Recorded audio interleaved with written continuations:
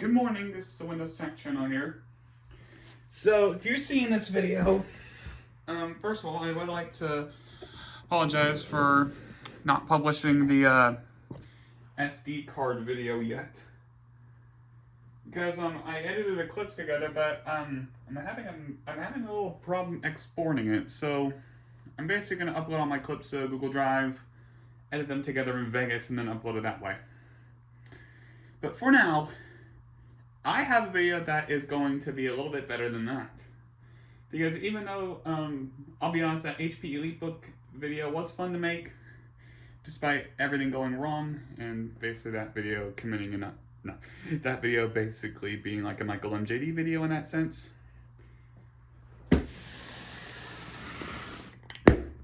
I just got this unholy thing in the mail today. What this is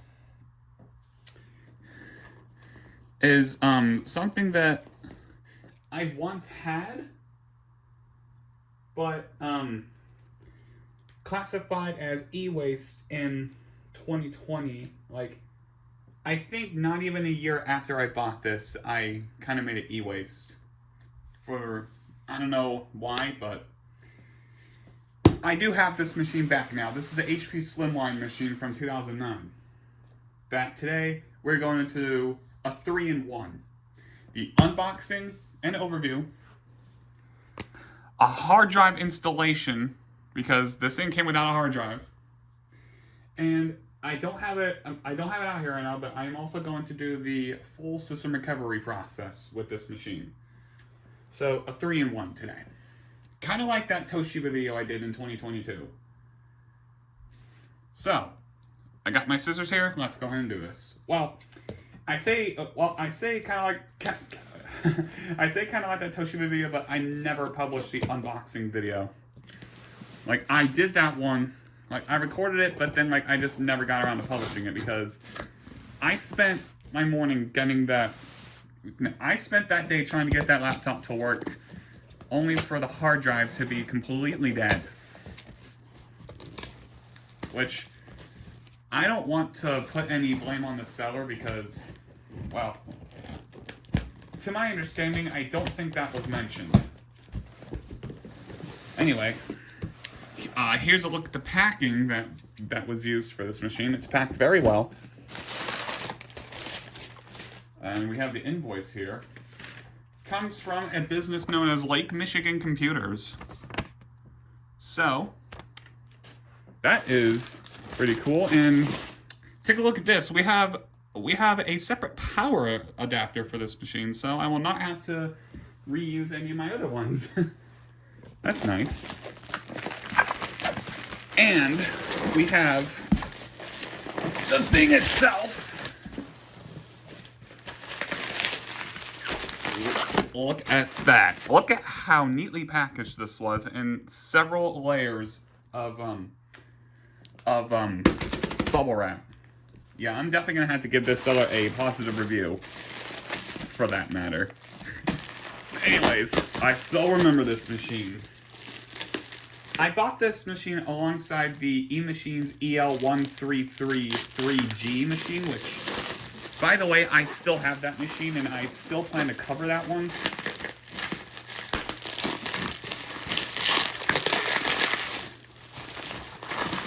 Which, that might be one of the last system recovery videos I do before I even start a multitude of like other things on the channel, like more hardware installation, software installation, all that good stuff. Oh gosh, that thing was, oh damn, that was a little tough to take out. Anyway, we do have a little piece of tape covering up the USB port, so I'm guessing that was to prevent any shipping problems. Let me see if... Or maybe the USB port died. It doesn't matter. There's USB ports on the back of this machine anyway, but here it is in all of its entirety. And you can already tell the back is starting to come off a little bit. So, the front of the machine right here, you have the top power button. The optical drive is right here. This is the eject button for that. The SD card reader, a headphone jack, and the USB ports. And here is the side of the machine, in which it still has the original sticker from the factory, which is actually pretty cool. As you can see, it is a HP Pavilion Slimline 5212Y machine.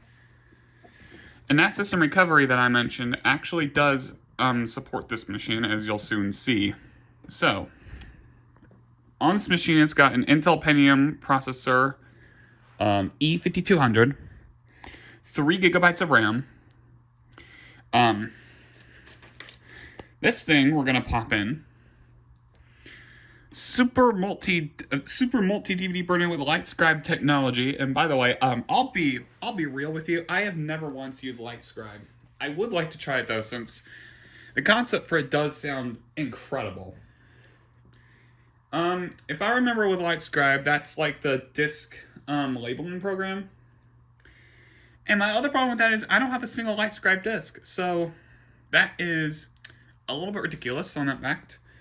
We have an Intel GMA 3100 thing in here, and then this thing comes pre-installed with Windows 7 Home Premium 64-bit. And if I remember correctly with this machine, it's Windows 7 RTM, because I think this machine released in 2009, which is when Windows 7 first came out.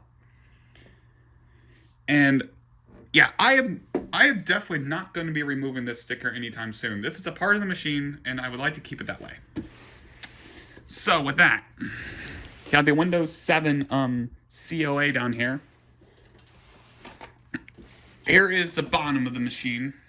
And once again, I do not need to buy any recovery media for this PC because I already have them from eBay. It was one of the very first system recovery things I purchased from eBay, actually. And here's the back of the machine. With your standard PS2 ports, VGA, and yes, we're going to be hooking this up to the Acer monitor that I got earlier this month, in which I showed off in the HP PT1334 and Compact SR1410NX videos. The 4 USB ports on the back, in which I'll be utilizing those instead of the ones on the front, because the ones on the front look damaged. Ethernet port, speaker ports, in which, by the way, as I mentioned this in the HP EliteBook video, but again, I'm having a little bit of trouble exporting it, so I'm just gonna edit it the other way around. I got a new set of Logitech speakers recently, but my CyberPower PC is having a little bit of problem with audio output from the Realtek drivers, so I had to buy a sound card for that, in which it's still on its way. As for the creative speakers, well, you guys are going to get to see those for the first time ever today. And then I assume there's a bit of an expansion port that has been removed from the machine, and then there's a power supply at the bottom. And then the other side is just completely blank. Now, let's have a look inside the machine real quick. This thing has a thumb screw, and I did bust out the screwdriver that I got with the Scepter monitor for Christmas of 2021. Yeah, I think it was. So, this is the inside.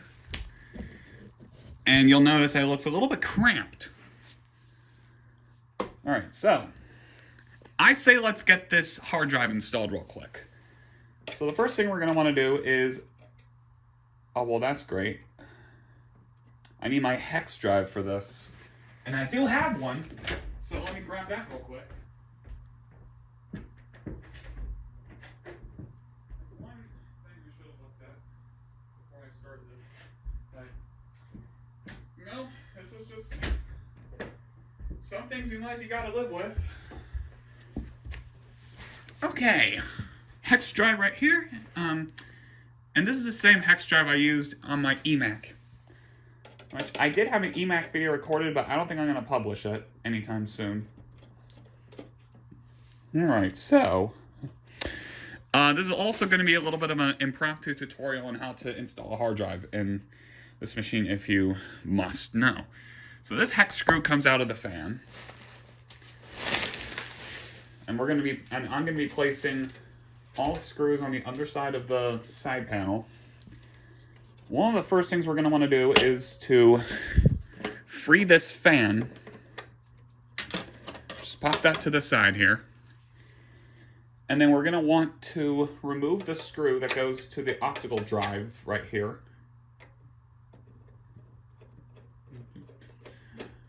Right. And then the front panel, we are going to have to pop off.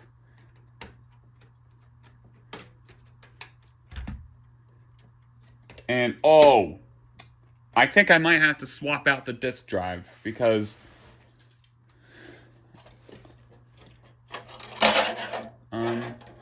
is there something else in this machine I didn't know about? Yeah, because actually I think I can get the front panel like back in properly. Anyway, we're gonna have to remove the disk drive out of here.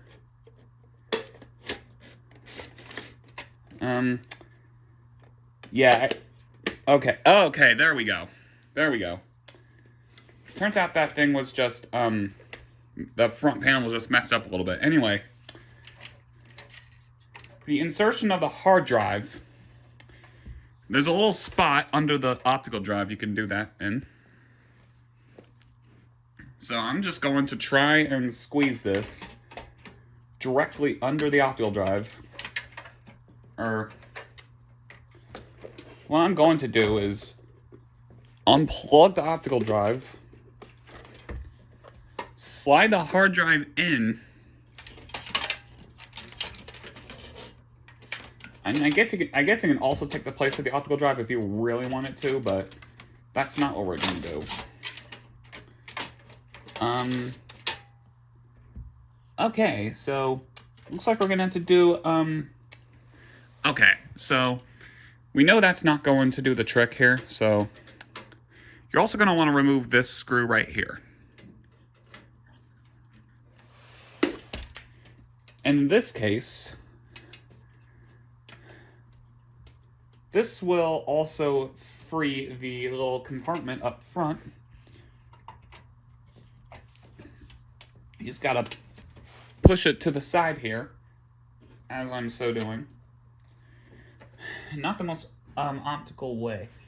Not the most ideal way, either.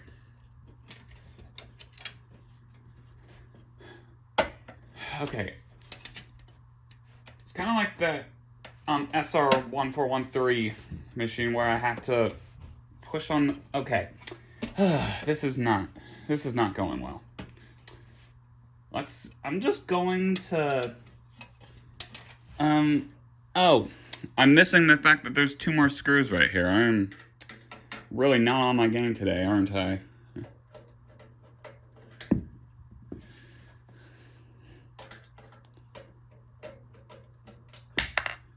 Okay, okay. So yeah, this is not the best tutorial video ever. But then again, I don't like to brand my videos as tutorial videos at all.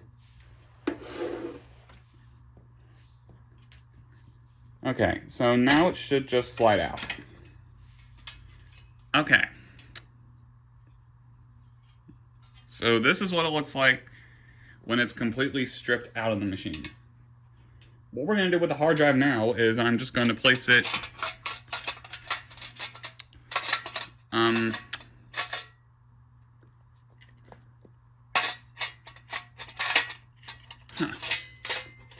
do you insert this in again?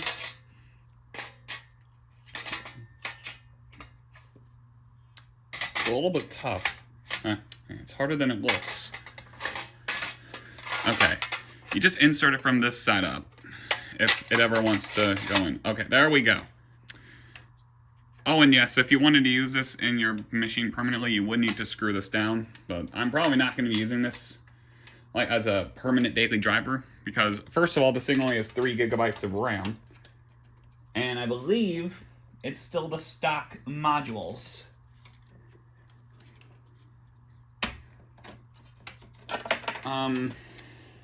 Oh, this is a 1 gig, and this is PC2 RAM, so actually I could upgrade this if I wanted to.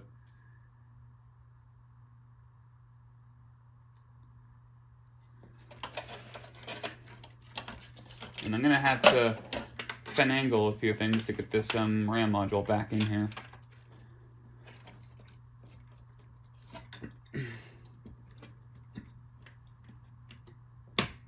Oh, come on.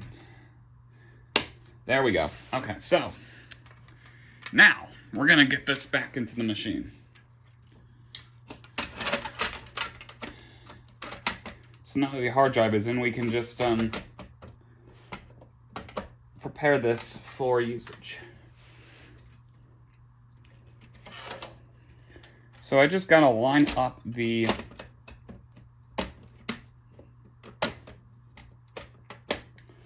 top half of this. Okay, I wanted to make sure there was nothing like blocking this thing from going back in, right? Oh gosh.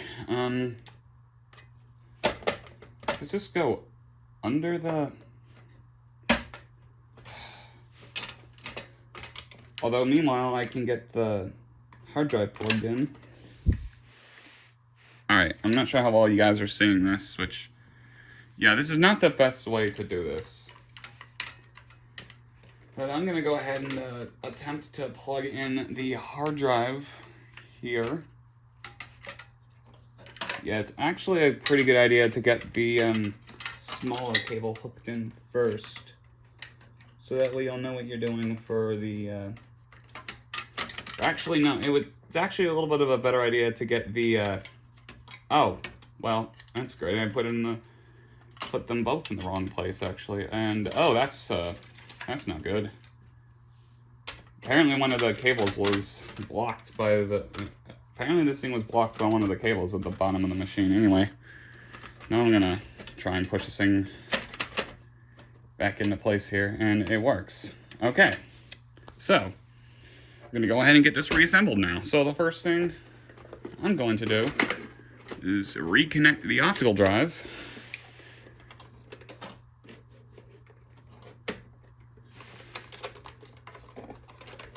And, okay, I probably should have... Okay, I can at least connect the, power cables now. I'm gonna hope this thing wasn't important.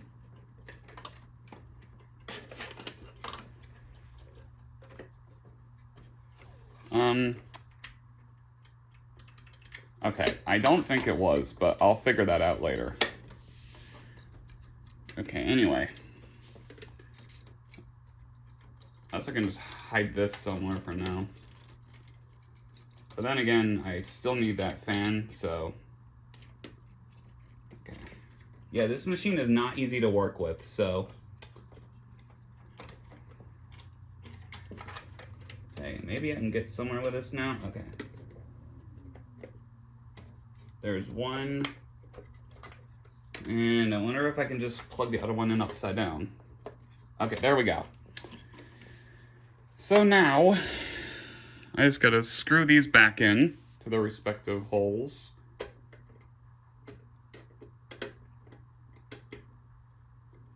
Of course, that is if the screwdriver wants to go in properly. Okay. Alright. Oh, and that is the original light scribe drive for the machine, it looks like. Okay. And I cannot find the other screw here. Okay.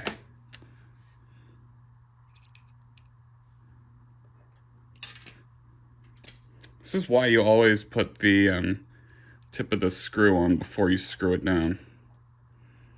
Otherwise, things are just bound to go wrong.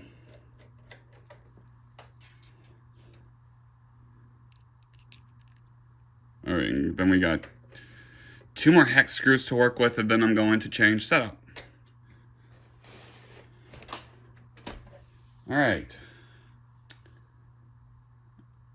So now we just gotta put this back into place.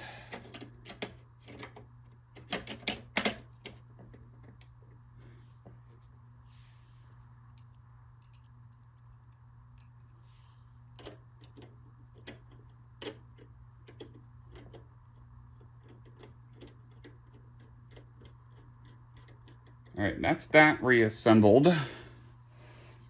And I removed one more. Oh, that's where it goes. Okay.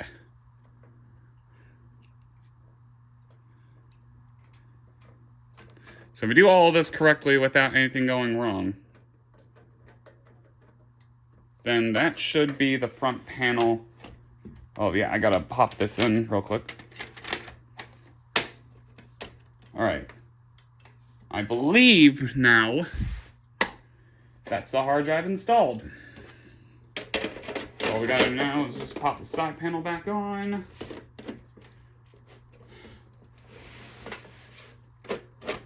Oh, this one's a little bit tougher to put back on. Okay.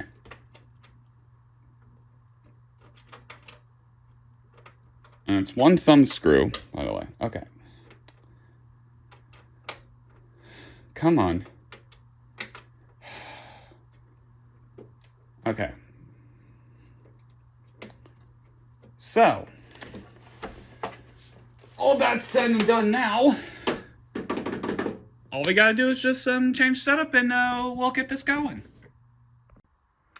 Okay, so now we're in my usual setup location, and as you'll see, just need to move one pair in closer to one another. And move the monitor back a little bit too, so that way they have more room.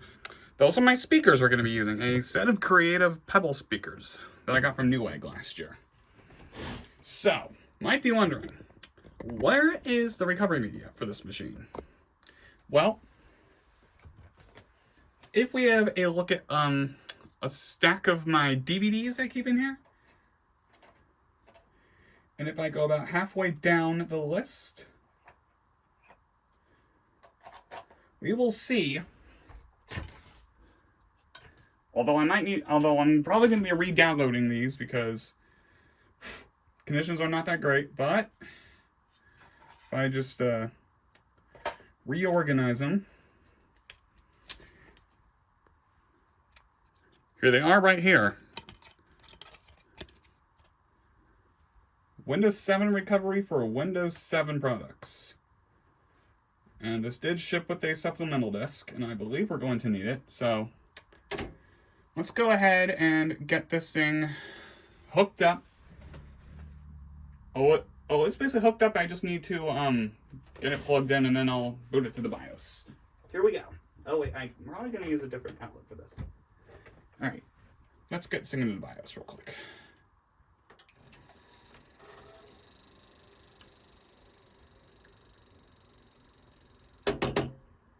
Okay. Okay. Perfect. This thing does boot. So, we're gonna reset it. This thing is an American. Okay, there we go. All right. And for some reason, this thing doesn't show the HP logo. Okay, so, okay, so it looks like the CMOS battery might be dead because the BIOS date is June 19th, 2009. That's what it's set to. And floppy diskette, last I checked, this thing does not have an IDE port. Amongst other things, but I'm going to go ahead and pop in recovery disk 1 real quick. And I also am, well, actually, before I do that, I'm going to see what's on the hard drive. But right now, let's move this back a little bit. Oh, that's the problem. The USB from my keyboard is a little bit screwed. in that sense. It just won't move freely. Anyway. 11, 6. Alright, and then today is February 28th, 2024. Alright. So, let's have a look at the BIOS real quick. Well, at least this one isn't all screwed up like the compact is. The last compact we had to look at that was. Okay. Power. Alright, it looks like there's no virtualization technology option in here, because otherwise I definitely would have enabled that. But anyway. Let's exit, and then let's see what is on this hard drive real quick, before I even think about popping in the recovery disk. Grub Rescue. Okay, so this thing has Linux and whatnot.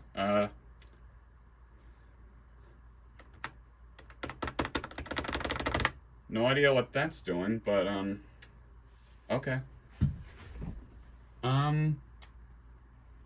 Regardless. Uh-oh. Oh, crap. Did I not plug in the DVD drive properly?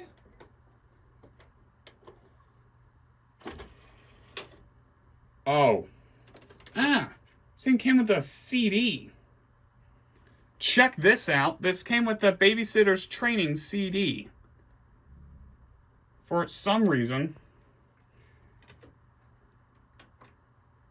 Oh, wait. Oh! Hang on. I might know why, because, I think that's what that little cable was for. You know, the one that, was flopping around a little bit in there? Yeah, that thing might have been used for the optical drive. Well, glad to know that the optical drive works. But, Babysitter's Training. That might be something I have to archive, because, that... Okay, I was not expecting that in this, thing at all here. But, yeah, this is a little bit awkward, so I'm gonna be pausing the video here for a little bit, and then I'll just take care of that, because I would like to utilize the, front button for the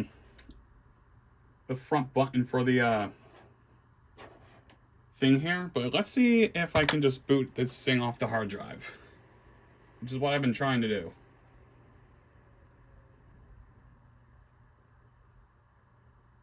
Grub Rescue. Okay, so it does the exact same thing. Alright, so that's perfect. Alright.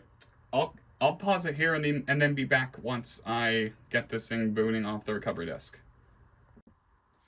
Alright. I just took care of the problem off camera, so let's go ahead and start the recovery process. Turns out the cable to operate the disk drive without having to manually open the panel and whatnot was disconnected, and I didn't even realize that. So, whoops. Let's go ahead and get this going now, I guess. And obligatory lights out. Alright, here we go. I'm a little bit excited to start this.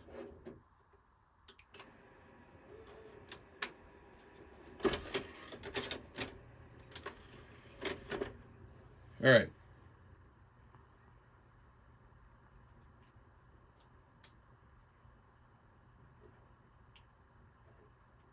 Alright, the boot order might be a little bit screwed up on this machine, but let's see what it does.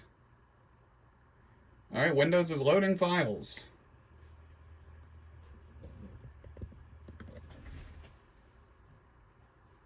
Alright, I'm gonna let that do a thing over.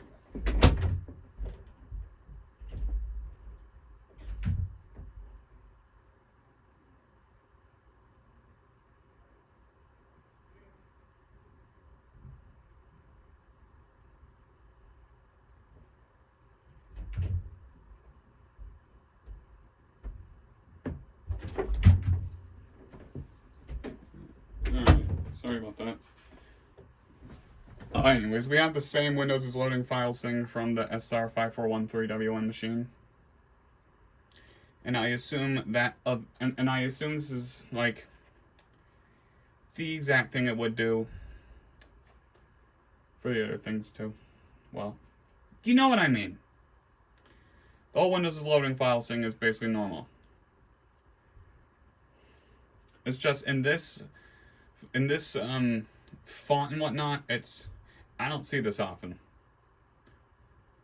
And this might take a while, so gonna let this continue its boot procedure, and I'll see you guys back at the recovery menu.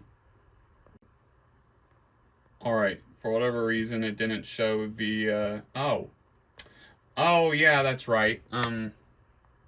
The starting Windows thing would be a basic on every recovery media that wasn't. Oh my god! Please focus in! Okay, since my camera didn't want to focus in earlier, that was a Windows Vista boot screen, as you guys saw there, and it was used for early builds of Windows 7 as well. In like extreme early development. Now let's just hope these discs work, because I saw they were compatible with this machine. Okay. Oh, so this does work. Perfect. A supplemental recovery disk is required to continue with the system recovery. And well, we have that valid disk. So let's go and pop it in real quick. Alright. Now this disc, in my experience, does get asked for quite a few times. And I'm moving the speakers a little bit so you guys can see the screen a little bit better. So already this is starting off the exact same way as the HP Pro machine. So we have a little bit of a different main menu here. We have, okay, I'm just gonna go ahead and put the mouse a little bit closer and then just leave the keyboard up there on the PC. Because I'm not loving this setup. But hey, what am I gonna do about it, right? Okay, so sorry, I'm just trying to get this at a good, like, doable position. Alright, that might work for now. Okay, so you have either the computer checkup or what we're going to be doing today, which is a computer reset. Reset the computer by erasing the entire drive and restoring to the factory setup. And once again, like I said with the HP P21334 machine, these probably would be the discs you would get if you bought the recovery media off Computer Surgeons. And like I said with this one in the beginning shot, I also got these discs off eBay. That and the eMachine's EL machine, which, yeah, I'm gonna have to assemble that one too, but it's fine for now.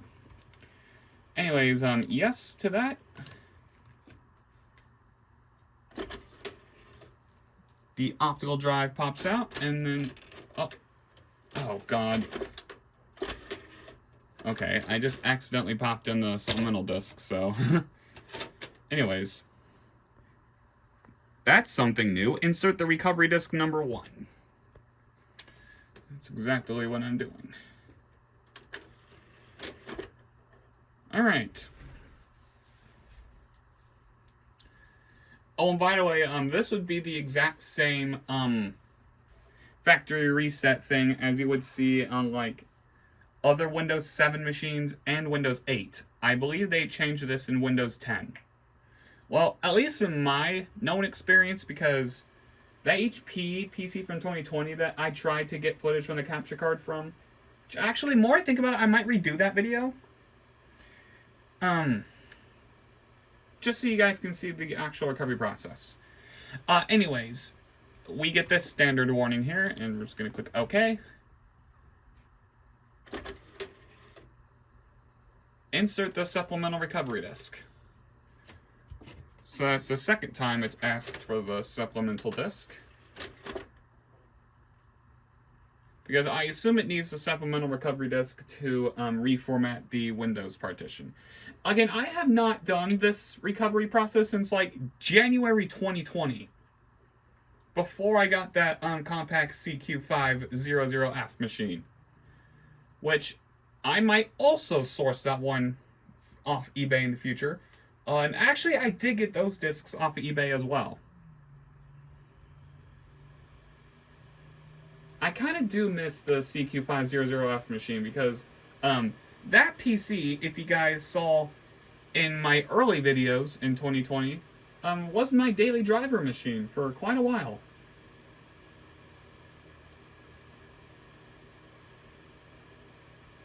Yeah, it sucks that I no longer have that one. I think I threw it out because it had a problem during system recovery.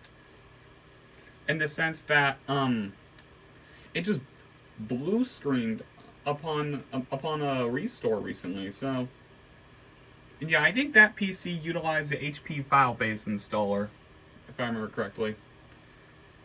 I might still have a copy of a CQ500F recovery in my Google Photos. I'm gonna have to check that. If I do, then who knows? Maybe I might publish it. Well, if it's to my liking, that is.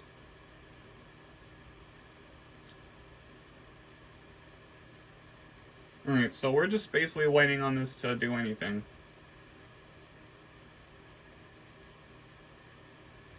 Alright, at least it's not locked up. Oh, I can hear the disk drive. Alright, and now I think we're done with the supplemental disk, and we're going to insert recovery disk number 1.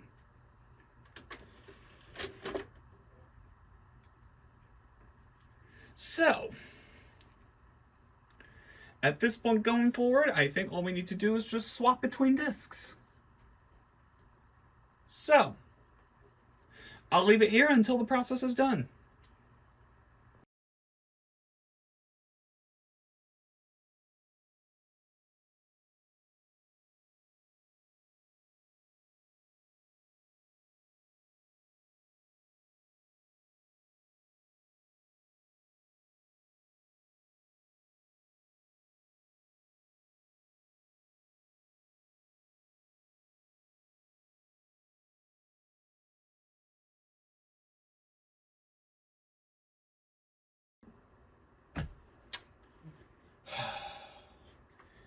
We're having the exact same issue as the HP P2 machine. Apparently it's stuck on 68. However, I don't think it's dead because the time has gone up to 14 minutes. You know, I'm going to try something that you guys should never do. I'm going to reinsert the disk.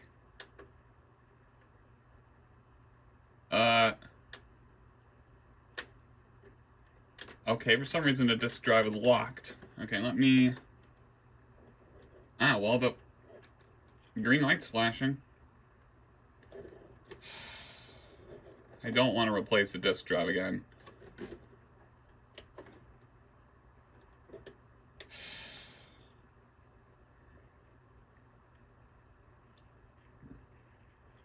I do have this set of recovery media on the archive, so... Yeah, the time is just continuously going up, and we're not getting anywhere with this, so... Oh, boy. I think I'm gonna have to create a new set of disks for this machine, and then, well, take it from there. That's great! Wonder if the disk is bad. Seeing as I can't get it out the damn system. Yeah, I freaking hate it when something like this happens. I mean, I could restart the recovery, but I think it's just going to result in the exact same problem, so... Yeah. Okay. I definitely should have taken this as a sign, but... Yeah.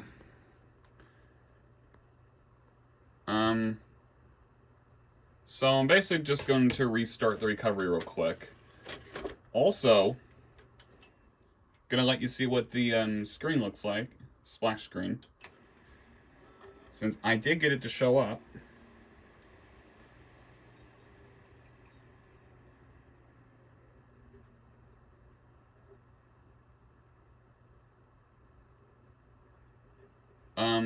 Alright. Apparently it doesn't show up now. But, essentially what I'm going to do now, I'm going to recreate the third disc. Sorry about that. Anyway, I'm going to now recreate the third disc and then just let this go for a little bit. Okay, we're here again. Currently copying the files of disk 3 over to my C drive on my main PC, and it's actually going a little smoother this time. I mean, I easily could have just done it with IMG burn, but it's fine. Alright, just gonna let it do the boot procedure and then just restart the recovery process all over again. And that background is actually the exact same one as the Windows 7 beta wallpaper design. Not sure why HP went with that. Preference or something. But if I cannot get this to work at all, then I'm just gonna copy. No, I'm probably gonna make the ISO discs. I'm probably gonna convert the discs to ISO files and then just burn them all to a DVD. The DVD RWs that I have lying around, because I have a crap ton of those, but I cannot find my DVD. I cannot find any of my blank DVD-Rs, which sucks, because I really want to use my DVD-Rs again. So, and I'm using Ultra ISO to do the burning process this time. Okay, okay. And I need to insert the supplemental disk again. So yeah, this was that supplemental disk process I was talking about in one of my last videos.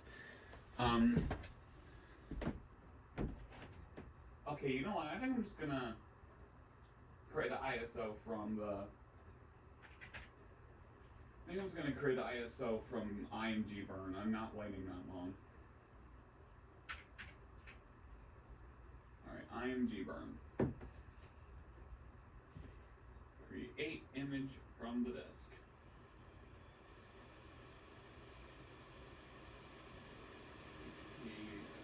Pop this right here. And go.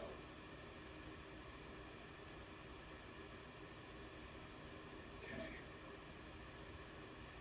And as for the download, cancel. I keep forgetting how large.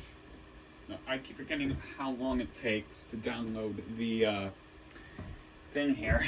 So once again, I'll let this go and then just come back once it asks for the third disk.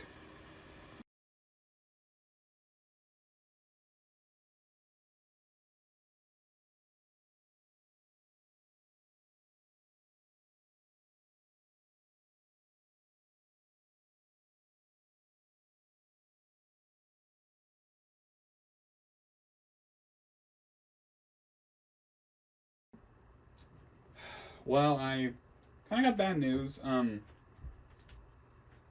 I think that disc actually might be broken. Because, well, I'm having a little bit of trouble getting the contents off the disc. But I'm doing everything I can. Retrying. Oh boy. Yeah, this might take a while, so it's gonna have to sit here for a little bit. Well, I have some bad news. Unfortunately, the disc 3 that I have is broken.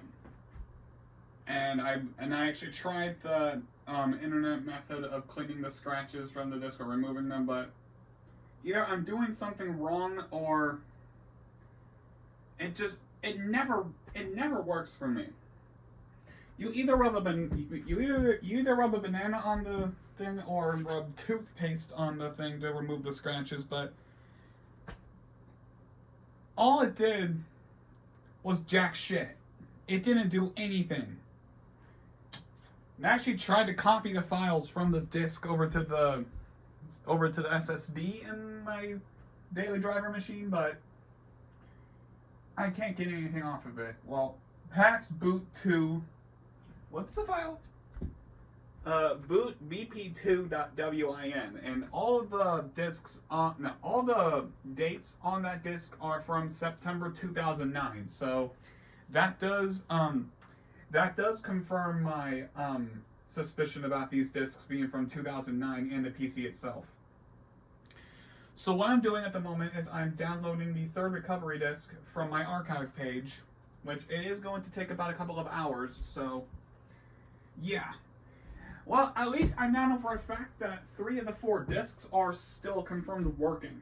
Again, I got those disks in 2019, so I mean, I expected at least one of them to fail, but if I left them in a DVD case like the compact CQ500F machine, then probably it would be still working today, and we'd be moving on with the recovery process just fine. And then I would show you how it was similar to the SR5413W1, since I said that about a couple of times, and you guys noticed the different recovery screens that we saw.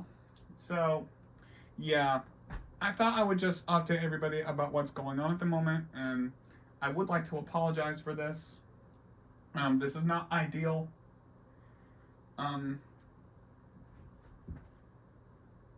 Yeah. I'm not, well, at least I know we're not going to end it. At least I know we're not going to end this off on a but everything went wrong moment here, because I do have a backup solution for this. And I gotta thank the Internet Archive for that. And speak of this, if you guys want to run the recovery on your own Slimline machine of that era, then check the link in the community tab where I announced me buying this PC. It actually has the model's number listed, and this was one of them. But yeah. Oh, it's also worth noting that IMGBurn had problems trying to create the damn ISO file, so that's incredible. This is what happens when you leave discs in a DVD stack. I'm gonna find a blank case to put these discs in, by the way, so there's that, I guess. Right, 4 hours later and it's done. Yes, Internet Archive does take stupidly long to download anything. So what I'm doing now is I'm just burning that ISO file to the disk. And yes, that is a known working disk, because I archived it obviously in 2019, so everything should go well. Yeah, that's basically all I wanted to update you on.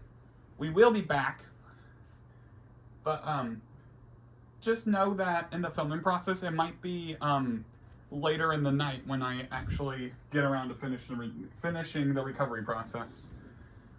And honestly, it's going to be interesting. I still cannot wait to show you guys what it is. Right. 4 hours later, I finally have the contents of disc 3 burned on another disc. Yes, that's how long it took to download and burn. Well, actually, almost 5 hours now.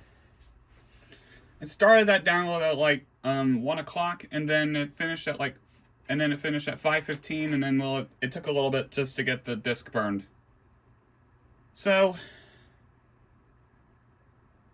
okay, this is where we were last time. The factory image restore thing here. We were at 68%, and the estimated time remaining thing down here just kept on increasing. Let's hope that doesn't happen this time.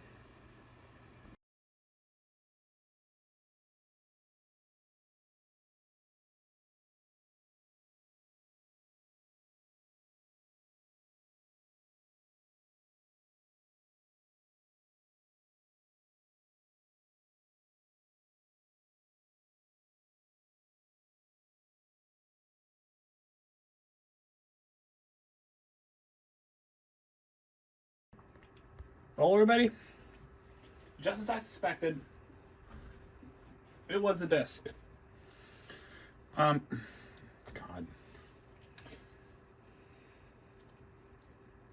I'm seriously about to hound Apple to basically give me a better service for focusing my videos and whatnot. Because this is complete bullshit. All Apple rants aside, we're getting further than we did last time. So here we are in that disc 3. I don't know what I'm going to do with it, but what am I thinking of right now? Oh yeah, now I remembered. What I'm going to do in the future, I am going to get some more DVD-Rs. Since, I do have some, but they appear to have been filled.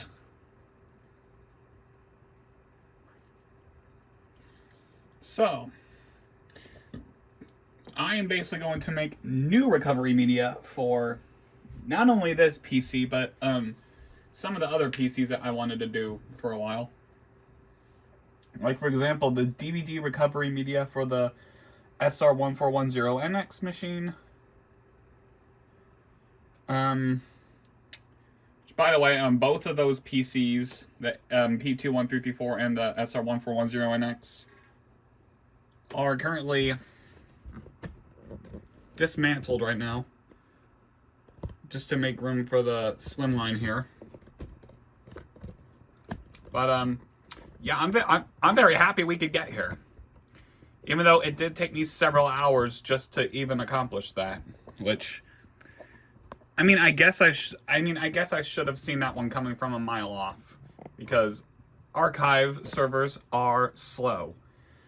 And that also gave me a wake-up call for the next time I do something like this, and I have a bad set of recovery media. Download the discs the night before FedEx or USPS marks a PC as out for delivery. So yeah, that was a very dumb move on my behalf to not have that ready in time. Alright, I'm moving the speakers once more since they were still covering the screen a little bit. Anyway, we're gonna let this finish up.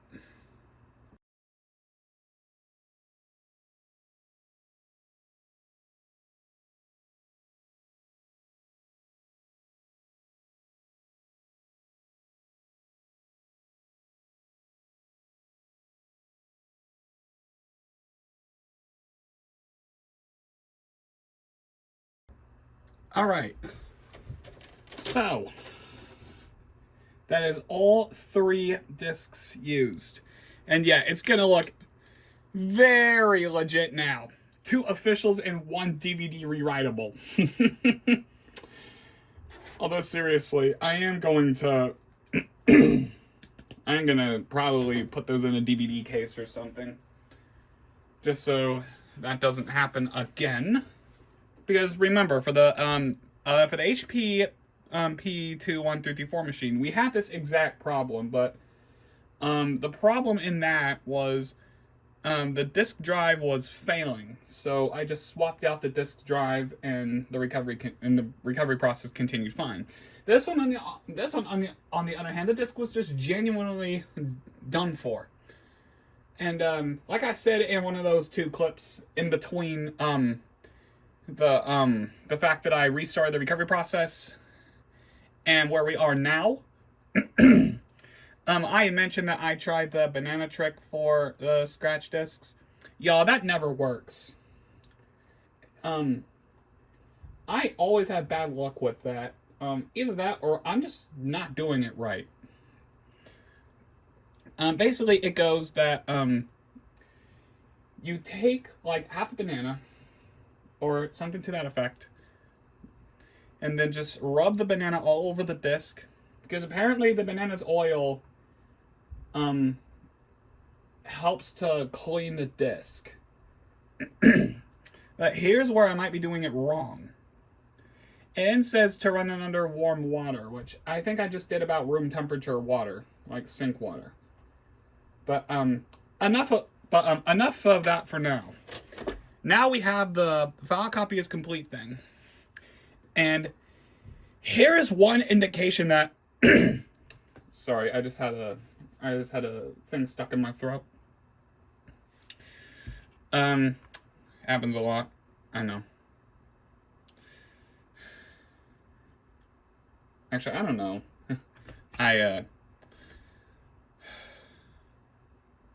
Just disregard that, okay? Here's one indication that this is going to be similar to the SR5412Y machine. The PC will power off when the process is complete. Alright, so let's go ahead and get this going. And now that it's going to be booting off the hard drive, if it wants to come up,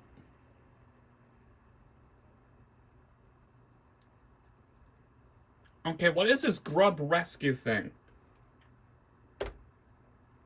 Is it trying to boot off something else? Huh, okay.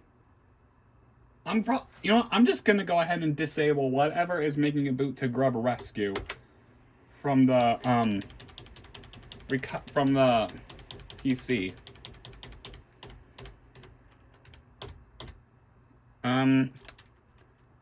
Okay. Okay.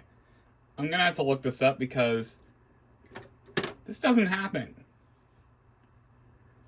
It's either gotta be that or I'm gonna put in a new hard drive and then restart it from there.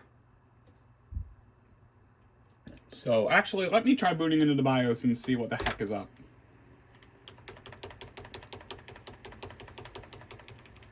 Alright.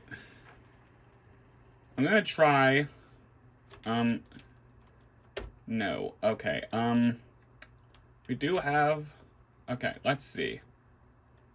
SATA controller is enabled.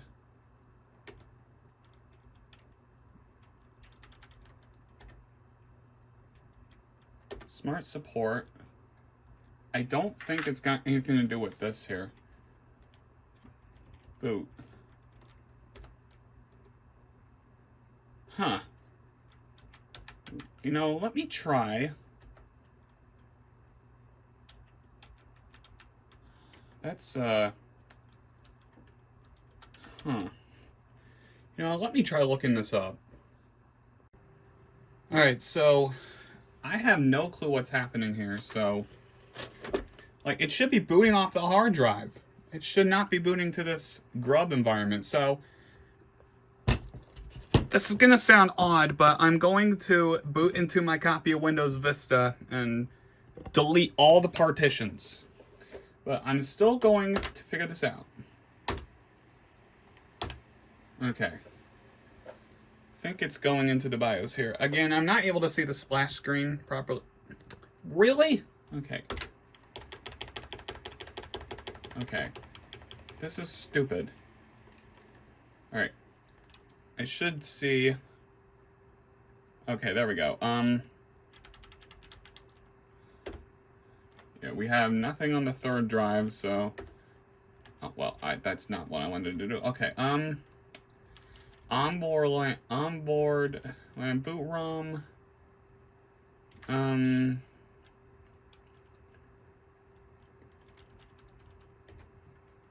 Well, that's not going to do anything, is it? Okay, this option applies when booting in the Windows XP mode only. Okay, let me do fixed. Actually, I think this was okay, I guess. SATA 1.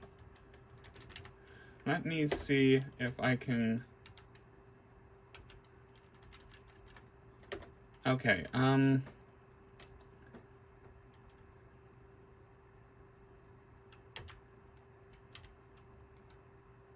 boot time diagnostic screen. Huh. I'm going to try to disable network booting. Okay, now It should only be booting off the hard drive. Network booting is disabled.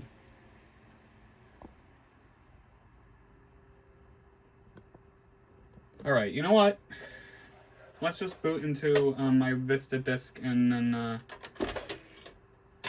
delete all of the partitions on the drive. So that way, nothing will be on the drive. And then we can just try running the recovery again. I'm guessing there might have been like... Okay, I'm guessing there might have been like a Vista partition on the... No. Okay, so this is what the... Alright, so that's what the splash screen looked like. Alright, my guess is that there had to be some sort of Linux partition on the drive. Because it would not normally do that. Okay, let me see if I can just try disabling SATA 1 and then just move the disk and see if it'll boot now.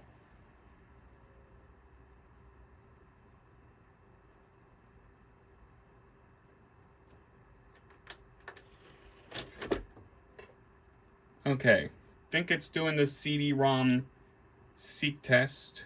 Should find nothing. Hang on, I'm gonna reboot. Because it doesn't normally happen. Alright, let's see if anything changes. Alright, so we're just on this screen indefinitely. Okay, that's great. I thought that might have something to do with it, but clearly not.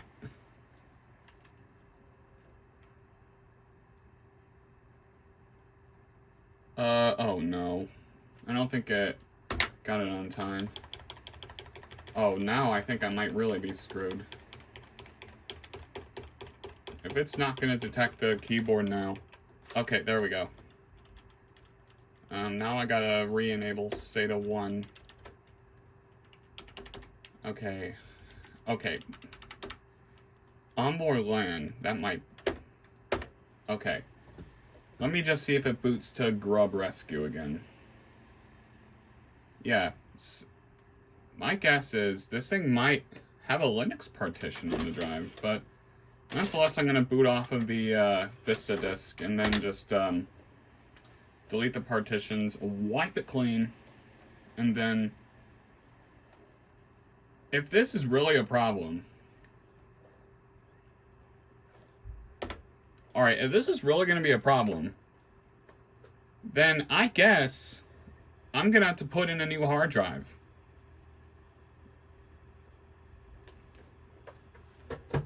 Like, I think I know a known working hard drive I can use, but, okay. I have an idea for what I'm going to use. I know this thing came stock with 320 gigabytes from the factory, however... worse might be coming to worse in this scenario.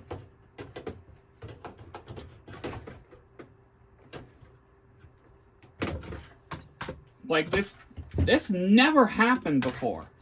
So, like, if I sound like I don't know how to fix this problem, it's because I genuinely don't.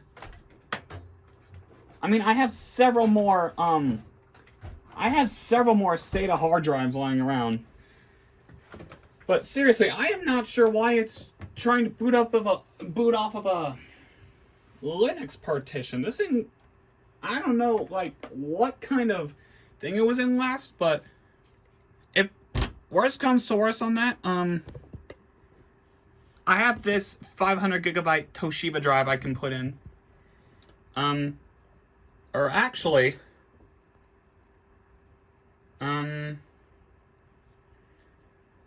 do I still have that terabyte drive in the HP machine? By the way, I think that Toshiba drive I pulled out came out of the all-in-one PC from HP. Alright. I'm going to search for a hard drive quickly here, since it's booting off the disk, the Vista disk. You know what? I think I'm just gonna go ahead and say screw it and use the hard drive from the HPP2 machine. I'll just reinstall Windows onto that at a later point. I might install Windows 10 on that machine. Honestly, since I think that's the latest it can go, is Windows 10. Yeah, this hard drive right here, this is a 1 terabyte drive, and plus I prefer 1 terabyte drive anyway, so let's see what the partitions look like on this hard drive real quick. Since we're not installing Vista, I do not need to pop in here. Now notice that Vista Starter is not featured on this version of Windows Vista. I think that's only on like certain versions of Vista where you can install Starter. That or just VirtualBox or VMware. If it detects a higher end PC, it will not allow you to install Starter. That basically is odd. And if you can't tell by the background and the EULA, this is the RTM build of Windows Vista. So let's see what the partitions look like on this thing. Huh, okay. It now thinks there's 188 gigabytes on this thing. But, however, I think I know what the problem is. We're going to delete the partitions here. I don't know why it thinks there's about 10 gigs here. Okay, 298. Okay. We're going to eject the disk. Restart the PC. And now, nothing is on the drive.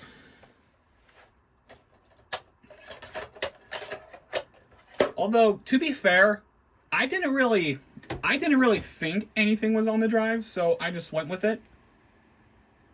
But now I should get a,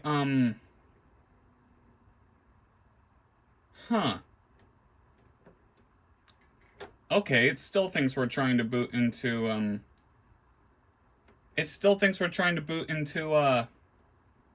Linux. Like, I don't get it. I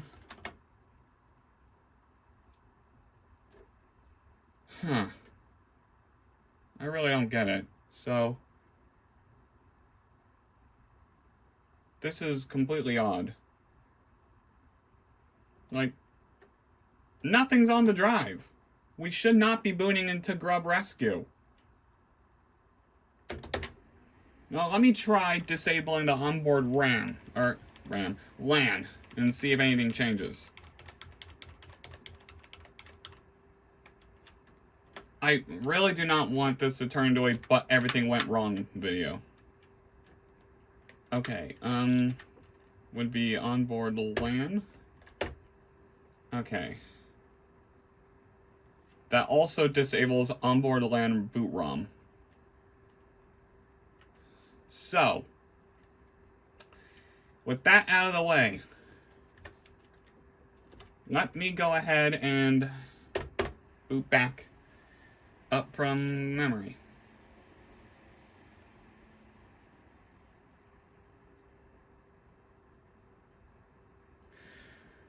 Well, there's a couple of things I can do. I am kind of thinking about swapping out the RAM, but I would like to see why it's booting into Grub Rescue and not what we actually want. Because it can boot off disks just fine. But it said the recovery process was complete. And then, I hope this isn't a problem with, like, the RAM and whatnot.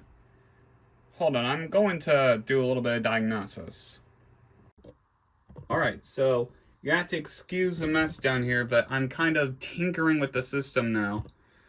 You guys are not able to tell, but I did unplug the 320 gigabyte hard drive that was already in here that we put in the beginning of the video. So, what I'm going to do now is I'm going to attempt to boot this machine again without the hard drive plugged in and see if anything changed.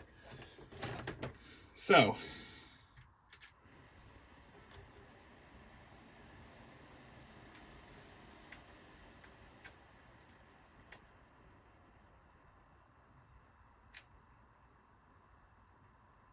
Alright, so nothing is shown on the screen now. So I have a feeling it might have been something was installed on the hard drive that probably shouldn't have been there.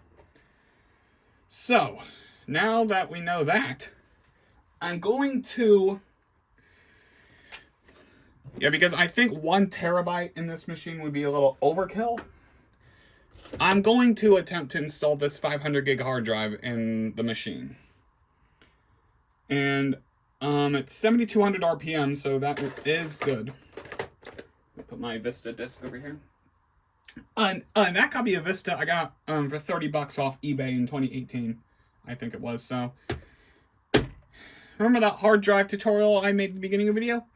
Yeah, I'm gonna do that all over again. Although, hopefully not really. Oh yeah, because things are actually blocking, and I do need to remove everything out of it and whatnot. So, yay! Freaking do not like doing this. Yeah, if anybody knows why that was happening with my hard drive, do let me know, because I would very much, not because, I would very much like to use it again. I would like to think it's because the last time I used that, hard drive, it might have been, I might have put like Windows 10 or something on it with UEFI hardware, so maybe that could be the cause, but I'm not going to play the blame game here. So, I'll just meet you guys back once I have the hard drive put in. Alright, so I got a very minimalist configuration going here. I have the hard drive inserted, and the DVD thing is still out, so I can just have it as a test bench. Let's see if anything changed, real quick.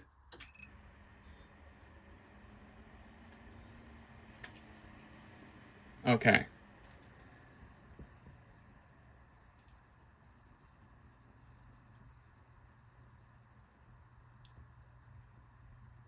Alright, nothing is happening.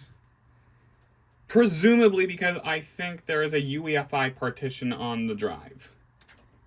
So, now we can confirm that thing does not boot into,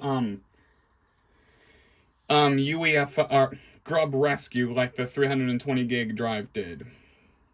So regarding that 320 gig drive, I'm gonna have to look into that and see, like, what's up with it. I might end up having to run DBAN on it, and then, well, actually, that's one thing I could have done, instead of, take the hard drive out and swap it for another one, is run DBAN, but to be honest, what's the point right now? I just want to get this done. So I'm going to reassemble the PC, and then I'll boot right back to the recovery medium. Well, actually, first I'm going to boot into the Vista disk so I can delete the partitions. And, well, we gotta boot it into the BIOS first to see if it detects a hard disk or not. So, there's that. Alright. You'll notice that the monitor is a little bit higher than last time, because I decided to change setup a little bit to make it a little bit more easier to use on my behalf. Yeah, I'm gonna leave the speakers on the side here. Alright. Now, moment of truth, let's boot this thing into the hard drive. Hard drive. Well, actually, you guys saw that there was absolutely nothing on it, but let's boot it to the BIOS first to see if it sees it. At the same time, I'm going to go ahead and get the Vista disk in so we can see the partitions. Okay, good, it sees the hard drive. Now I want to know what the partitions are on the drive.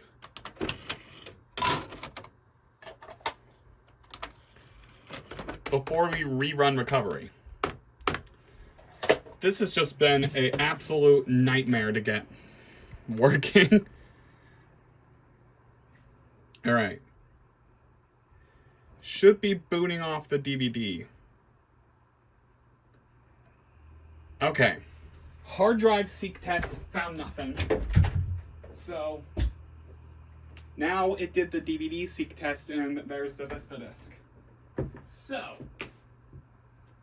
oh, by the way, to make you not have to sit through another time lapse of recovery, I'm actually going to do the recovery process off camera this time. And I will, well, once you clear out the partitions, I'm gonna pop in disc 1 and then just rerun the recovery without any time lapses. Just so once again, you guys don't have to sit through that, because yes, I'm very well aware that it gets boring after a while.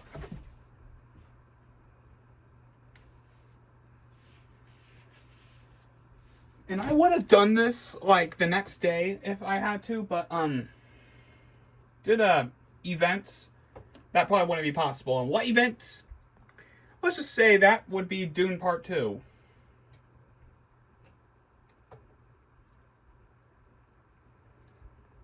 Now, a little bit off topic while this is booting off the disc. I'm very excited for some of the 2024 movies coming out. I mean, we've already had a few good ones this year, and although we had the abysmal release of Madam Web, which sucked donkey that sucked donkey balls. Don't see it, please. Yeah, I mean, I'm very excited for Dune Part 2 to come out.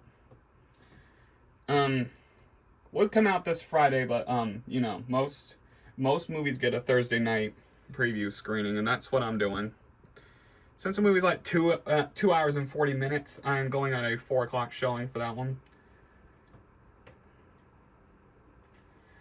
And let me just say that for Dune Part 2, definitely watch Part 1 first, so that way you'll know what's going on.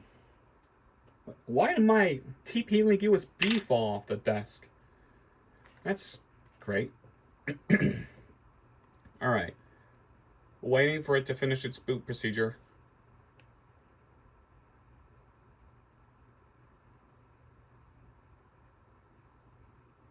I just put this thing back together. I really do not... Oh my god.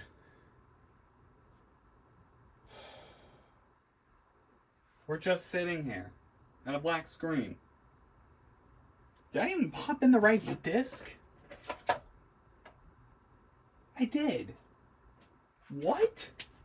Why is it... hold on. Let me just get the disc to spin up again. Huh. That's odd.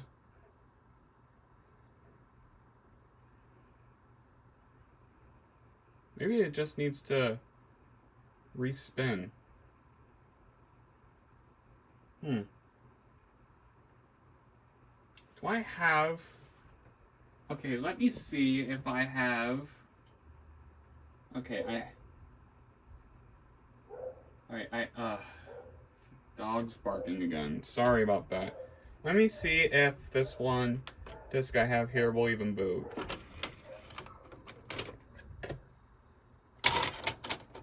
Let me see if this one disc I have will boot.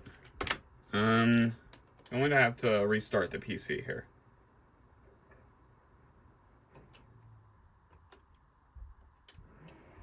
Alright. I'm actually very nervous at this point that this PC might actually be a little bit broken. Or, not that, but maybe the hard drive.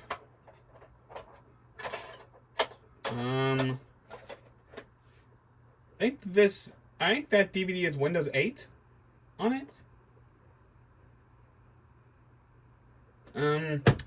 Let me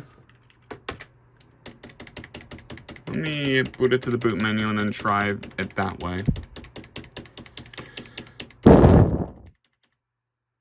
Okay, there we go. So nothing on the disk? Alright. You know what? Okay, you know what? I'm just gonna boot it off the recovery disk 1 and then just try it again. Alright. Hopefully something happens this time. Either that or I might have plugged up the optical drive incorrectly.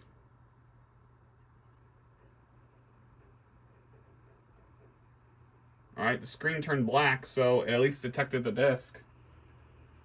I'm going to at least boot it into the recovery disk and see if it detects the hard drive, because if not, then we still have that 1 terabyte drive that I claimed was overkill, but now might actually be necessary for this machine. Yeah, this is turning into a real shit show here, folks. Like, it's turning out to be like those two IBM Warp videos from MJD.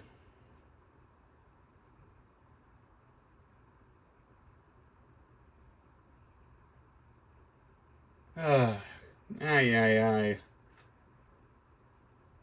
I already had one everything went wrong video. Please do not make me have a second one. Like, seriously.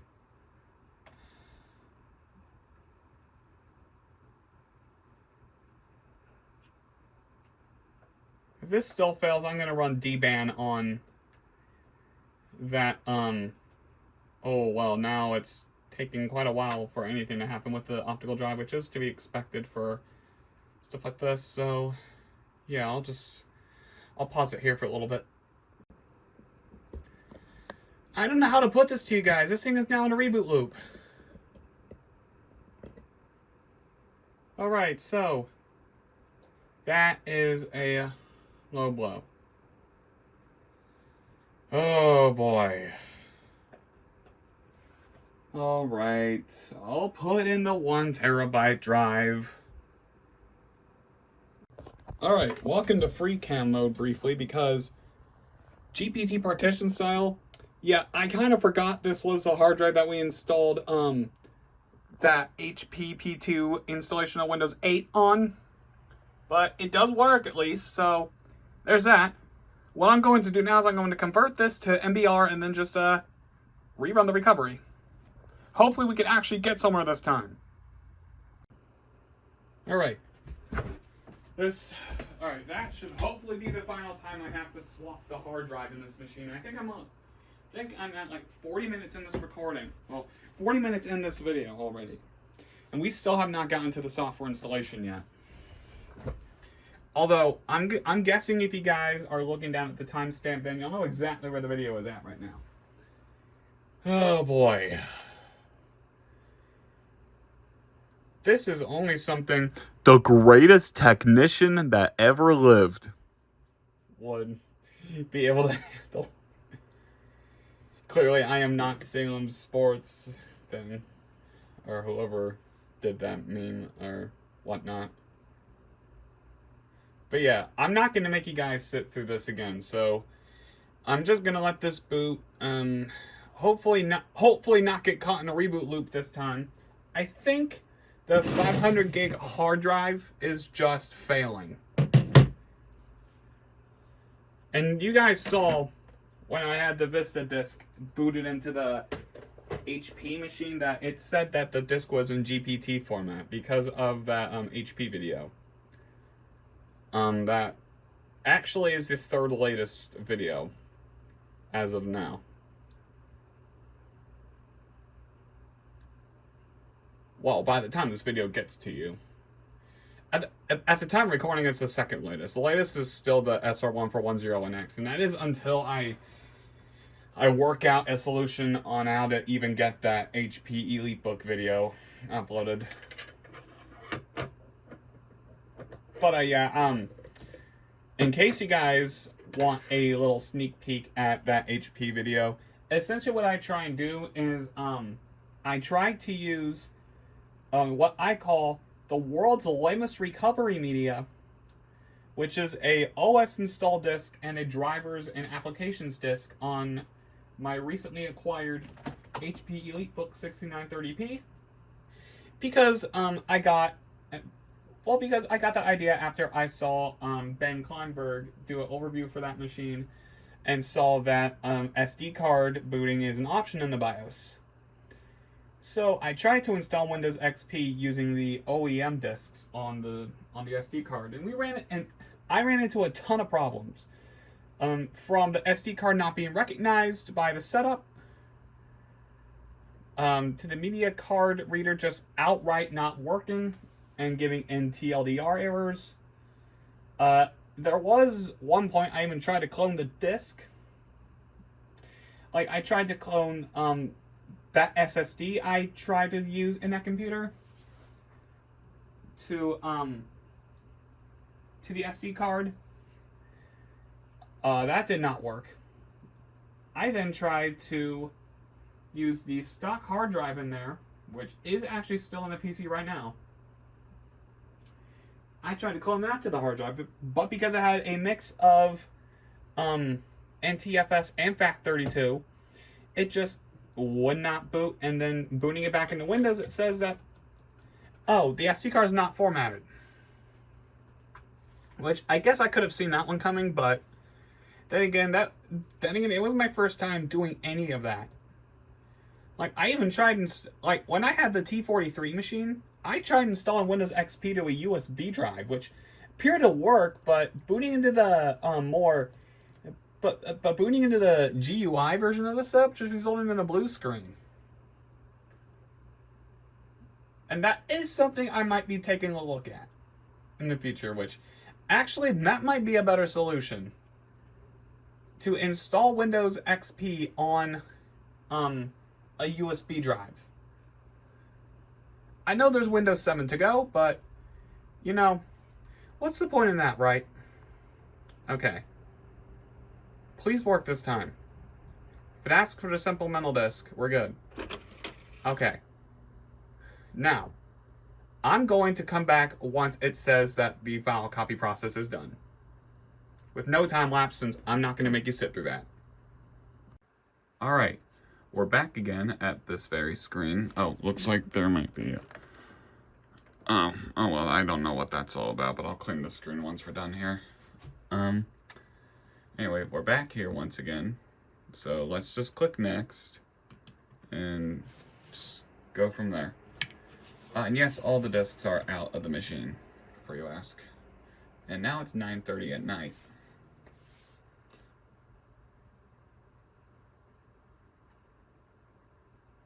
Does this thing just not want to boot off the hard drive at all?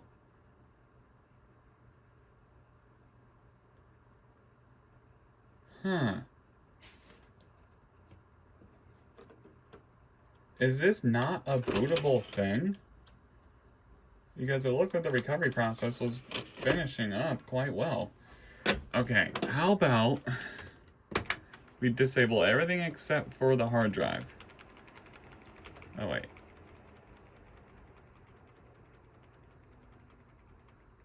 Okay. Right. Going to make it so. Dang it. Okay. Hard drive group. And now it should only be able to install. Alright, no. Install. It should only be able to boot off the hard drive.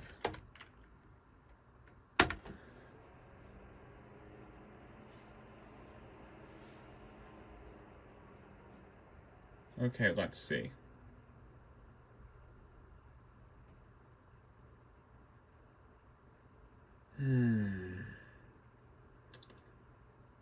I don't understand. We're just sitting here.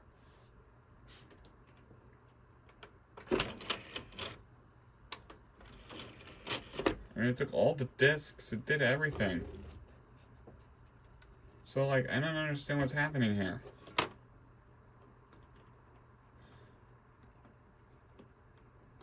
Is this why the seller sold it with no hard drive? Did something get corrupt? I don't know. But the recovery discs went through and everything. So I really have no idea what's going on here.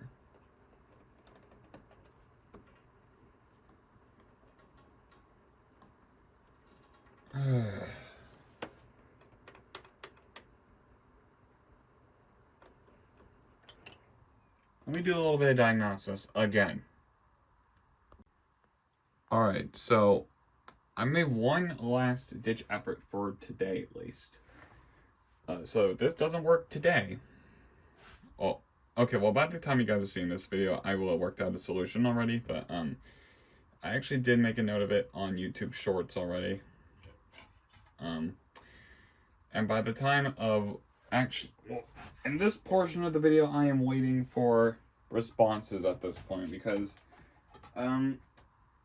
yeah, I just felt like asking people because, like, I think it's, I think,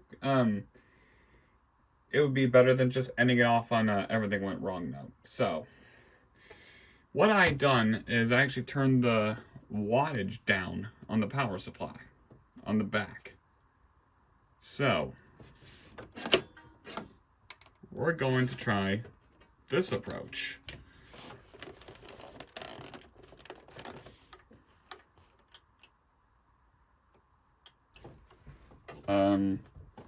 That's not good. Okay, maybe it's not plugged in all the way. Okay, that was it. Okay, now? Oh, come on, really? Oh, great. So I do have to turn that power wattage up just to even work it. Wow, excellent. That is like a serious fatal flaw in this machine. Oh wait, no, I'll use the Phillips head for that. Wow, really, HP?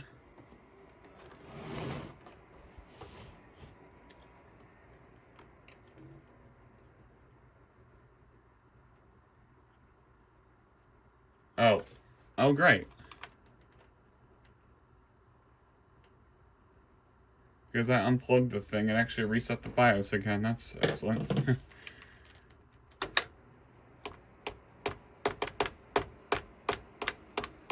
me reset that real quick.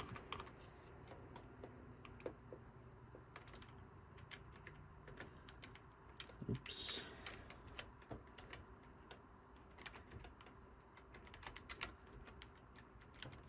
Yeah, the hard drive is in there. So, like, what the heck are we supposed to do?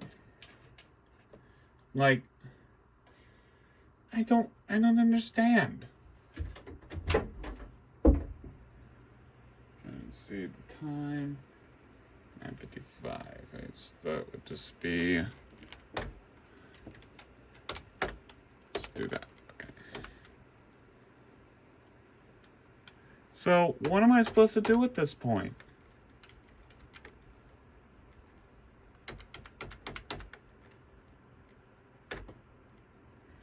Yeah, like.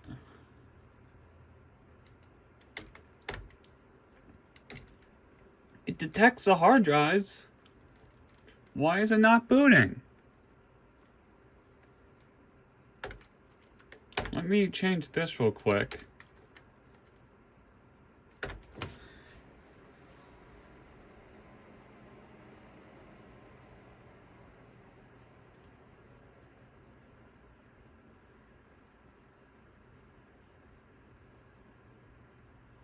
Okay, I don't know what happened.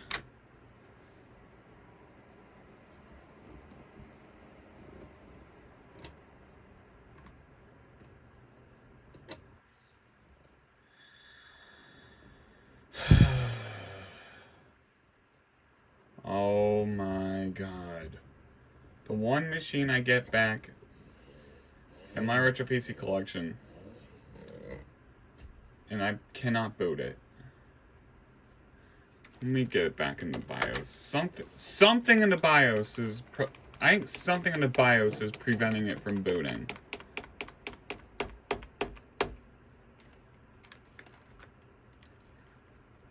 Oh boy. Alright, onboard. How about that? Okay.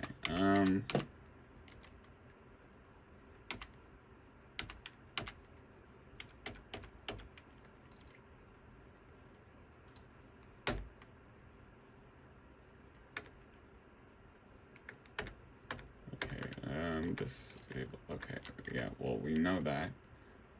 Okay.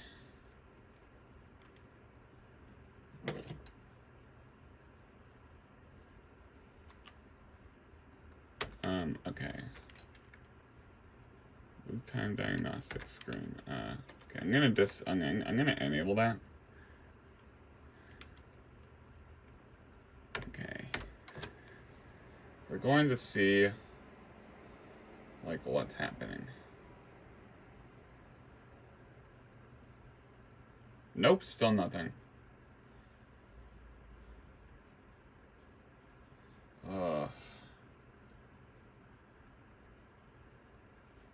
Alright, I'm gonna wait for some suggestions. So, this is the last clip of today with the HP Pavilion Slimline.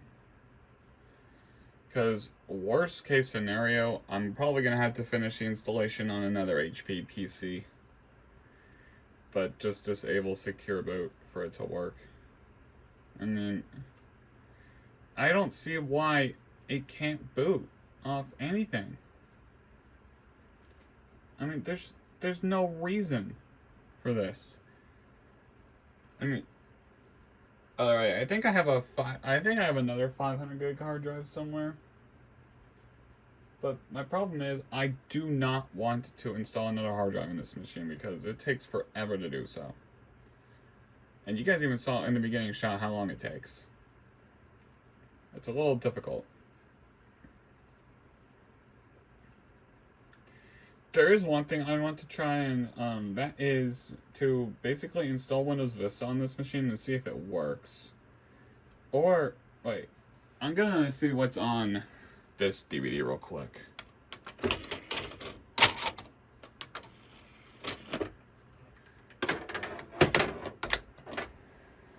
Alright.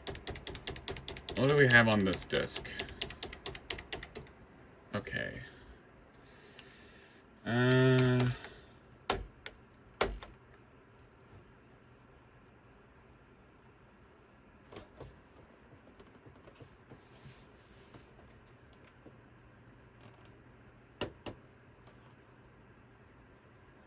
Oh, either this is blank or it's not bootable.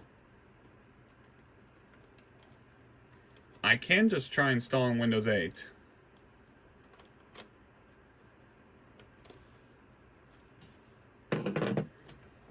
Oh boy. Alright. I have another DVD RW here I'm gonna boot off of. Okay, at least the disk drive's not locked. I was worried it was for a minute. Alright, let's see real quick what this boots to.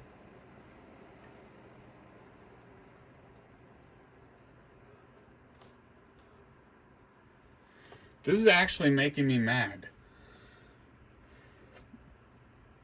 Okay, we at least have a blinking cursor, so at least we're getting somewhere. Okay, this looks to be another recovery file thing. Based on the Windows is loading files thing here. I thought it was gonna be like a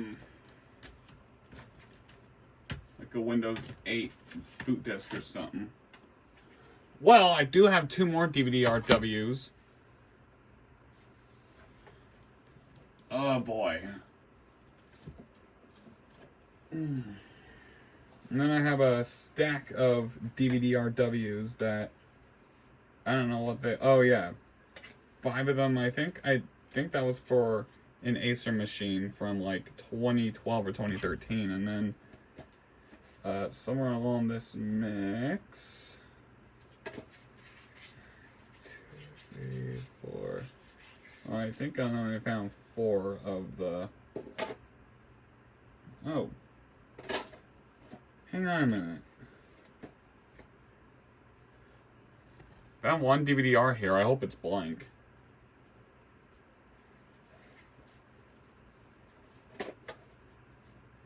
I have a couple DVD-RWs that I'd like to pop in this machine and you see what's on it.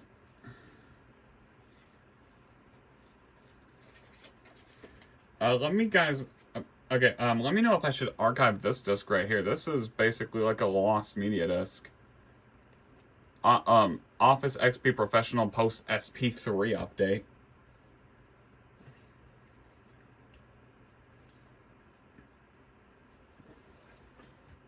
That's something I don't think I've ever seen on the archive at all. And then I do have something else here. This I might cover as a retrospective video. I would just need to do a bit of research. Only problem with this is the case is a little bit destroyed. One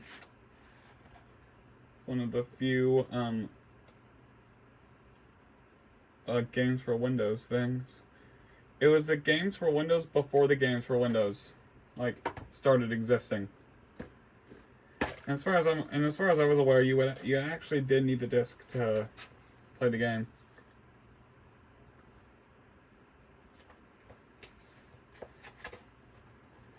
And that thing had an offer for a great Alienware machine I might pick up. Alright. What is on this disc? I'm curious. Alright. I know if I just, my problem is, if I just download the recovery discs, I don't think it's going to do much. Yeah, that's exactly what I thought was on here. Oh,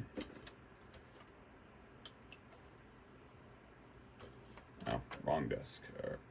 Alright, well, I just booted into a Windows Vista-esque recovery environment, so, yay. Alright, I don't know what else to do at this point, so I'm just going to leave this be for a little bit, and then I'll come back to you guys if I have any updates. Alright, I'd like to make a little update. So, yes, I'm aware it's been a few days since that last clip. I started this whole process on Wednesday, and it is now Saturday. And it's actually also March now. I recorded that last clip on February 28th. So, a recap for what happened. I did the unboxing and overview for the machine. Then we tried to run the recovery process. I tried 3 different hard drives, and I mentioned this in my issues short. Hard drive 1 looked to have Linux Perma installed on it, as even after after running the recovery process, it just booted to grub rescue and not off the hard drive for the recovery disks. And even after wiping that disk clean, still got nowhere. Hard drive number 2 just wouldn't do anything at all and actually did a reboot loop on the disk. Hard drive 3, recovery process looked like it was going well, but it just would not boot off the hard drive. So I have a couple of options. One thing I'm thinking about doing is, well, my last resort is just to order another hard drive on eBay, and I don't want to do that right now. So I'm going to just write it out for a little bit longer. I am thinking about using Hirons to maybe force boot it off the hard disk. Because there's an option on Hirons boot disk to boot off of any hard drive partitions. I'm thinking what's going on is that it's just not able to, well, we know that the BIOS sees the hard drive. It sees the hard drive. We're not able to boot off of any partitions on it. And I'm thinking it's just not able to find the partition to boot off of. I have gotten a couple of suggestions from a fellow mate in the comments on my shorts, which, honestly, I would reset the CMOS, except it is already bad. Which I half expected. So, there's also another thing I could do on it, and I still don't think this would work. I am contemplating installing either Windows Vista RTM or Windows 7 on that machine, or maybe even Windows 8, just to see if the hard disk even works properly.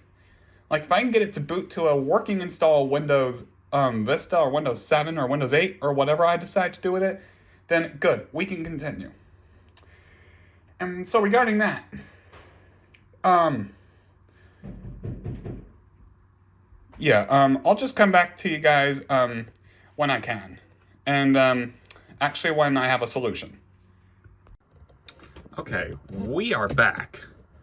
Just gotta get the tripod at a good angle here. I haven't used it in about 2 days. Okay, so I didn't do any work on March 1st or February 29th, which, yes, we had a February 29th this year, obviously, if you guys are watching this. Way past 2024, which I don't even know if I'm still gonna be making content by then, but you know. So we're at a blank screen. That's because I actually have another disc in the drive right now. I basically was trying out like a little bit of CDs within the last hour. Or DVDs, I think. I know one of them had a recovery disc on it for some HP machine from like 2007 or something. I don't exactly remember which one it was for. But the one I just put in, I think it's Hiren's. This is 15.2.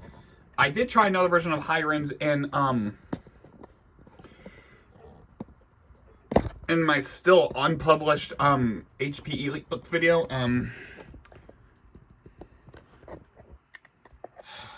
Okay. As much as I like this new tripod, it's a little hard getting it centered. Okay, so. Okay, let's see if I can get it to the boot menu. Okay, here we go. Okay. So. There is a boot from hard drive option. But we're going to go down here. See, I have several boot HDDs to use here. So, I'm going to try boot Windows Vista 7 from hard drive. Oh, wait a second. I think we might have just... Guys, I think I got the problem. And now we can finish the rest of this recovery process. And I'm about to show you guys. This is the one thing I wanted to do. Show you guys how this is similar to the Compact SR5413WM. So it turns out I didn't even need to swap hard disks at all. I didn't even think of this back then. Anyway, we have another flex build thing going here. And you can very well see RTM Win 7. So that does prove my point that this is a Windows 7 RTM build. So yeah, that is incredible. I didn't even think about that originally.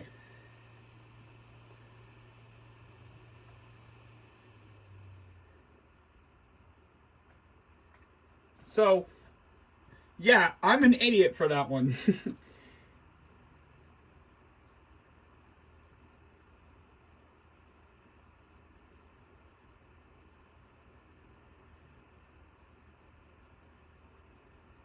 Okay, so, like last time, I'm going to X out of this screen here by doing a classic Alt F4.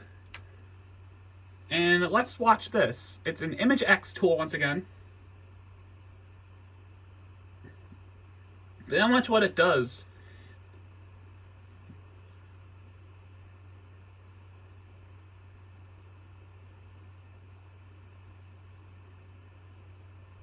Alright. Prepare user partition for cooking.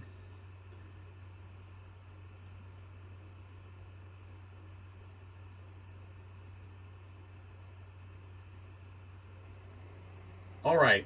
Now I'm going to try ejecting the disk. Alright.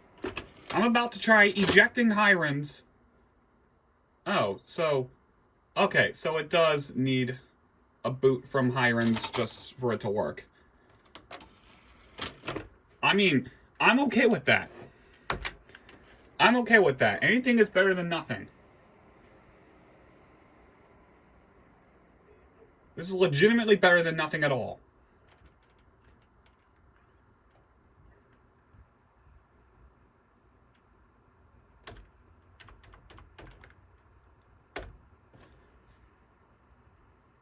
Alright, what I'm going to try and do is I'm going to try and have a look at that, that message.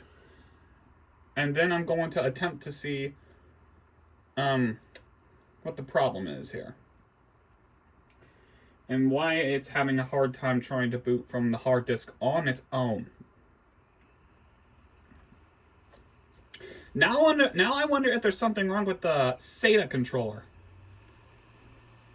In this machine, because that very well could be the problem. The SATA controller in this machine is probably just corrupted or something. And that it actually does need a separate process just to even boot from the hard disk. Okay, so as you can see here, we are now on the Windows PE background.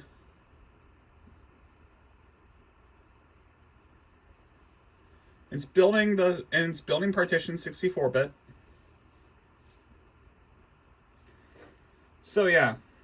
Oh, I gotta X out of here again because I think the Windows 7 setup is in the background, right? Oh god. Oh, hey, there we go. Expand Windows 7 Home Premium. All right. Okay. And you can see Win 7 RTM. I don't know like what all that's about. I'm guessing that's just some ISO thing here. And oh yeah, there's a Windows 7 installation background. And if we move this, it says, please stay at your computer until all disks have been read. And you can even do the whole Windows snapping thing on here, but why do I care about that? So I'm going to leave this here. I'm going to try and read the error message. Or error message from that one from when we hit the boot from hard drive thing, and then I'll just I'll come back once I figure that out. Alright, so I'm back. It's about to restart the PC again, but I'm going to explain what I think might be happening and what I was able to find online. So basically, I watched a playback of that last clip, and that error message said something to the effect of, error occurred on save default. Now, what I think this means is that somewhere along the way, the partition table on this HP machine might be a little bit screwed up.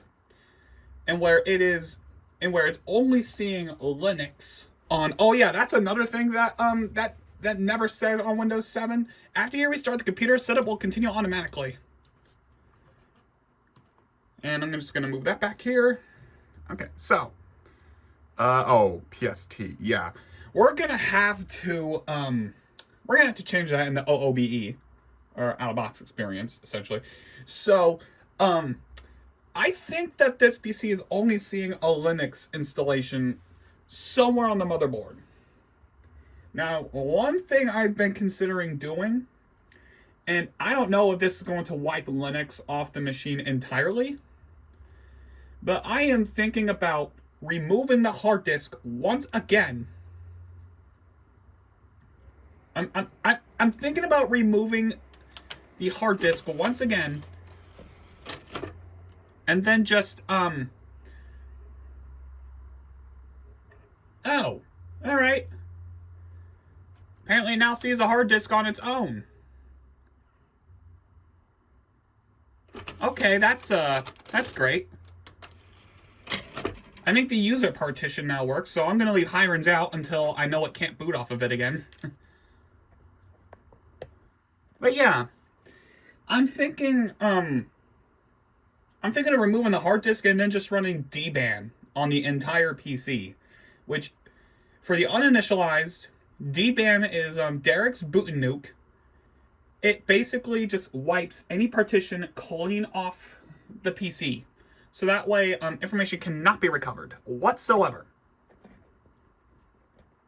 Because believe it or not, if you even do a recovery process through HP or anything, even Dell, Acer, you can still recover information that you might not want to see. And yeah, that even includes viruses. So running dban is a great option for if you're going to be giving away a PC to someone or just otherwise. So, until I know that this thing cannot boot off the hard drive again, like on its own, which I don't see happening, And honestly, I might run the recovery once more. Like on a new hard drive. Or otherwise, but I don't know. Because like this is essentially a new discovery for me. Like nobody even suggested using Hirons, and that was the very first thought I had. Like today.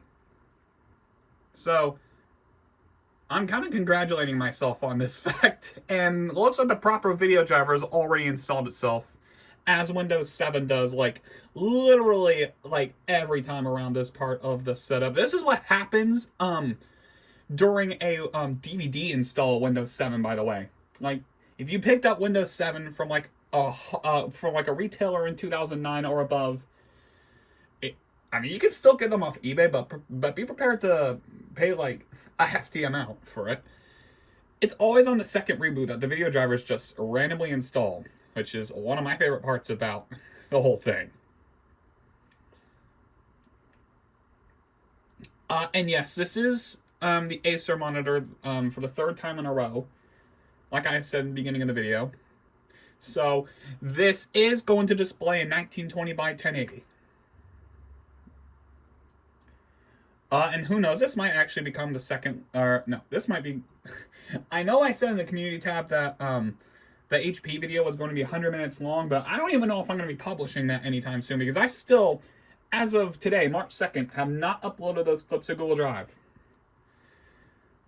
And yes, I'll do that for myself, just so I could put them all together in Vegas and then just post it to YouTube that way, because I had a problem exporting it, and it didn't even give me a message like, you can't export it because you're low on storage. It gave me something to the effect of, export failed.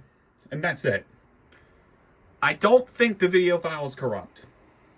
I don't think any video files are corrupt on that thing, so. Okay, yeah, alright. I think we're good. I think what it's going to do now is it's going to boot into the desktop, and it's just going to do its software and application install.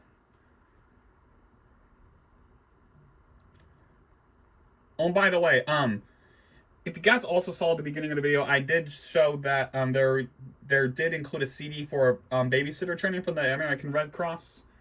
Let me know if I should archive that disc, because that might be useful to some. Oh yeah, here we go. Windows 7. Oh yeah, that's a classic right there.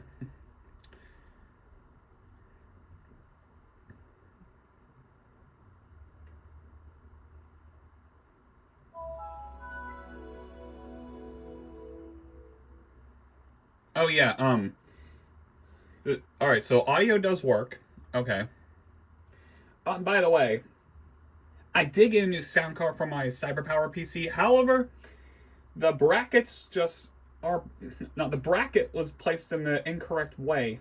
So I'm thinking it might be made for another PC, but anyway. Remember this?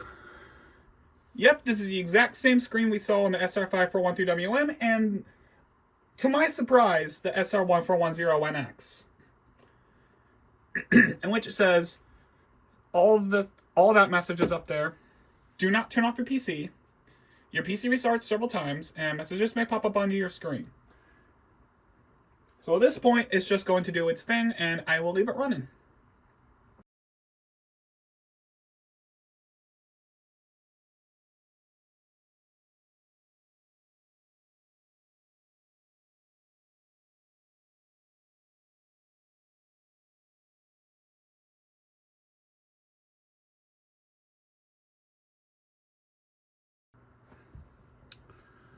Okay, so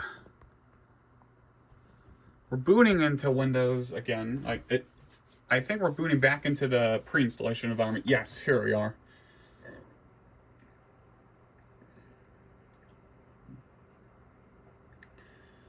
Alright, so what it's doing now is I think it's doing the finishing touches. Now, I did this before on a laptop hard drive, and I would not recommend doing that because it basically got stuck here at one point or another when I tried it with a laptop hard drive. Now, note that that was not one of the 3 hard drives I put in this piece in this implementation of the PC. I did that with my very first PC, which I forget the model number of that one.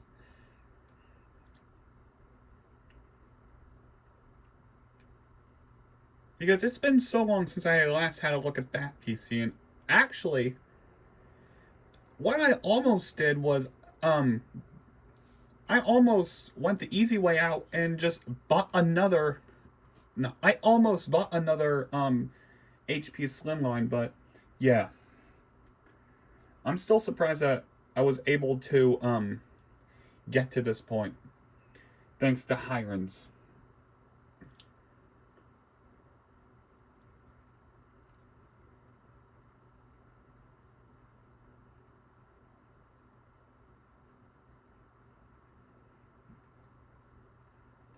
So all of the frustration you guys have seen. Oh yeah, this is the last part of the whole thing.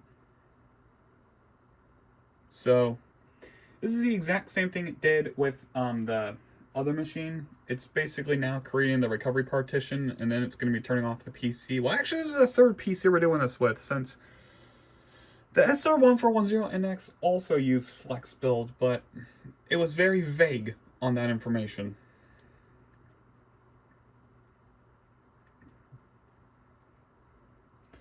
So yeah, regarding the Toshiba hard drive right here, I don't know how you guys are able to make that up. If it ever wants to focus in.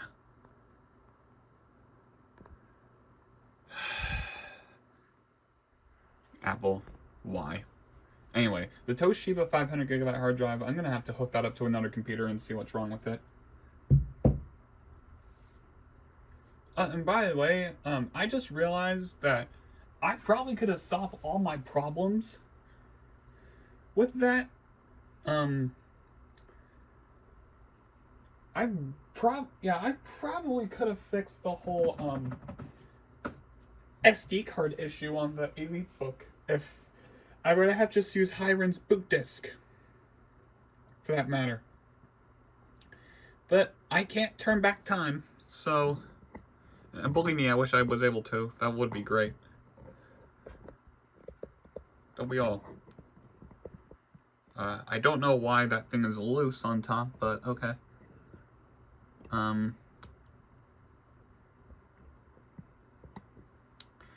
Alright, so looks like I'll just come back once the PC shuts off.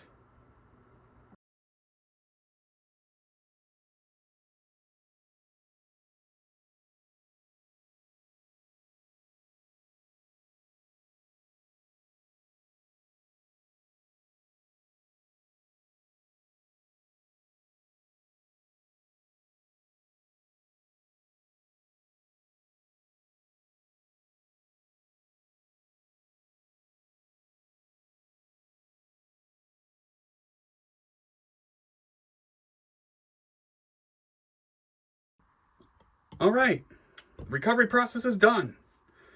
So, like I always say, when you're doing a recovery process like this, when what you just saw happened in the time lapse of it opening the DVD drive and powering off, you can basically give it away.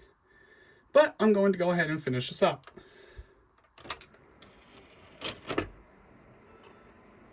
It's now going to boot up from the hard drive on its own.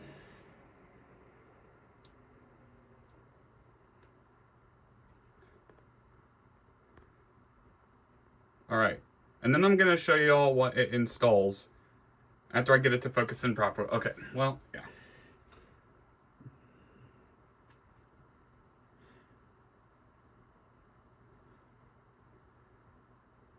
Alright, setup is preparing your computer for first use. And it's going to check video performance as well. So you notice it never used... No, you'll notice it never changed the wallpaper even once. I assume it's going to take care of that once we reach the desktop. Okay.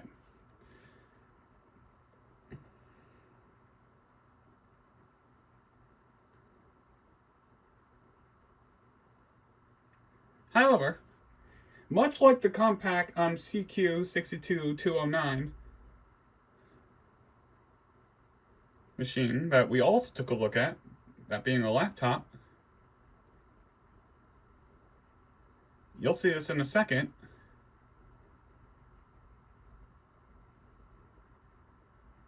We also get a custom wallpaper for the out-of-box experience. So, I'm gonna leave everything as is because this is correct for me.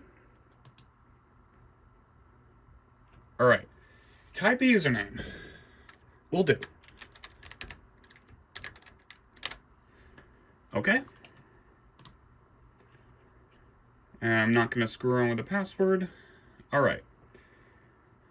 And I totally read the EULA. Alright, we're gonna use recommended settings. And I'm gonna change this real quick. Next, and finalizing your settings. We are not gonna have Wi-Fi initially, but that's something I'm going to be taking care of because I still have the necessary drivers for that. All right, and even the even the lock screen's different. This is the HP Slimline wallpaper it uses for the desktop and whatnot. So, pretty cool.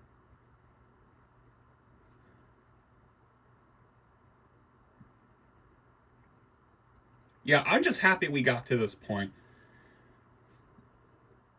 And yeah, all the previous clips of me trying to get to this point were just me being an idiot and not even thinking of Hirons. Thank you, Hirons! And yes, I'm pretty sure you can buy a copy of Hirons Boot CD, but this is just the better way to do it. So, Hirons is definitely going to be a CD I keep around. It's actually going to be one of my top priorities CDs that I have in here now. And yes, it's 15.2. The one I tried in the Elite Book video is 9.8. And I only did that because I had Norton Ghost on it. Something 15.2 does not on Mini XP. And listen to this.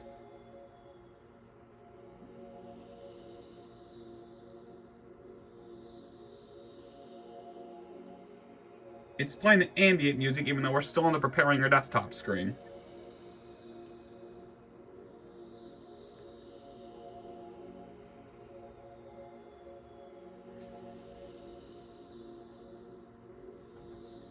Now, this is the type of performance I can expect from 3 gigabytes of RAM.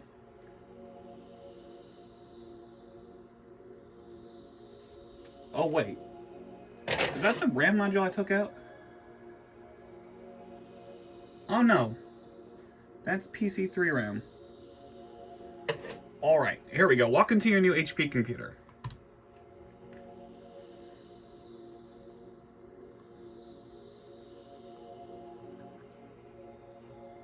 Alright, I'm not going to be surprised if that is, Alright,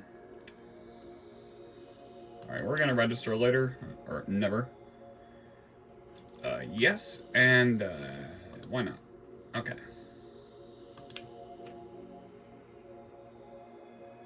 Oh, what do you know? Do not turn on Norton. Yes. I'm going to turn the speakers down a little bit. It does bass boost. Okay, wired. I have something for that. Alright. Finish. I gotta love HP's tagline. This computer is personal again.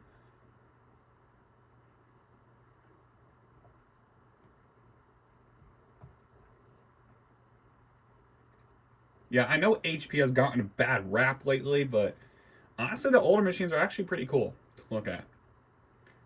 And, oh, that is... Okay, I definitely do remember seeing this. This is actually a rather cool-looking desktop. In fact, I'm probably going to be keeping that on here. Oh, and by the way, I'll install the Wi-Fi drivers later. I'm not really that interested in getting this thing connected right now. Okay, So, here we are at the desktop. And obviously it runs HP Advisor. Okay, so we're not going to update marketing content because this PC is well out of date, and Windows 7 is long out of support. Much to everyone's dismay, because literally Windows 7 was one of the best OSs out there. Oh, and then we also have Media Smart on the bottom. So, what all did it install? First of all, let's look at the start menu. So you have the Cyberlink DVD suite right there. Right down here you have HP Media Smart. All right, so eBay, Quicken Books, TurboTax, HP Advisor, no shit on that. Office 2007, I'm pretty sure this predated Office 2010. Microsoft Works Task Launcher, Pandora Internet Radio, which I'm pretty sure is dead at this point. Well, Pandora still exists, but Spotify is more popular for a reason. Picture Mover, I'm pretty sure that's with the, Snapfish. I'm pretty sure HP and Snapfish have kept in touch until like maybe 2015.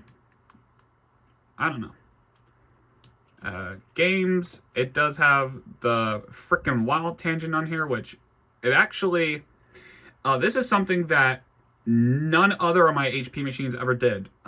Sort the games by genre. We have casual games, enthusiast games, and family games. And kids games and MMO games. Some of the games it has on here are Bejeweled 2, Black Hawks Striker 2, Blaster Ball 2, Bob the Builder Can Do Zoo, Build-A-Lot 3, Chess Titans is a Windows Vista game, Chelsea Deluxe, Star Wars Carnival Adventure, 18 Wheels of Steel Holland, Family Feud 3, Farm Frenzy Pizza Party, Fate Undiscovered Realms, and then more Windows Vista games that go into the Internet games, which the Internet games are dead, by the way. Jewel Quest Solitaire 2, John Deere Drive Green, I have no idea what that is. Leon the Lost Amulets, Mahjong Medley, has nothing to do with Mahjong tiles. A link for more HP games. I'm pretty sure this link is dead as well. Mortimer Beckett and the Time Paradox, Mystery P.I. the New York Fortune, the Vegas Heist, Peggle, Penguins, whatever Polar Bowler is, and Polar Golfer. I think I remember one of these games. Scrabble, Slingo Deluxe, my favorite ever card game from Windows Vista and 7. The Hidden Object Game Show, Totem Tribe, Virtual Village, The Secret City, Wheel of Fortune 2, World of Goo, and Zuma Deluxe, which, if you guys saw the latest Nintendo Direct, there is actually going to be a World of Goo game coming out for the Switch later this year. Off topic on that.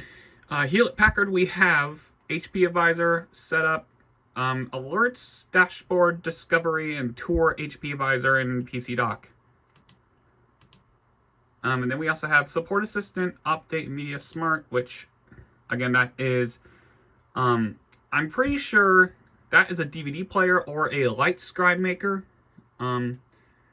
Music, photo, video, and then the menu for that. HP games, we just had a look at these. So it's basically the same thing you would find in the games folder. LightScribe, okay, this is a LightScribe application itself, which I might order some LightScribe discs and then do a demo on this PC.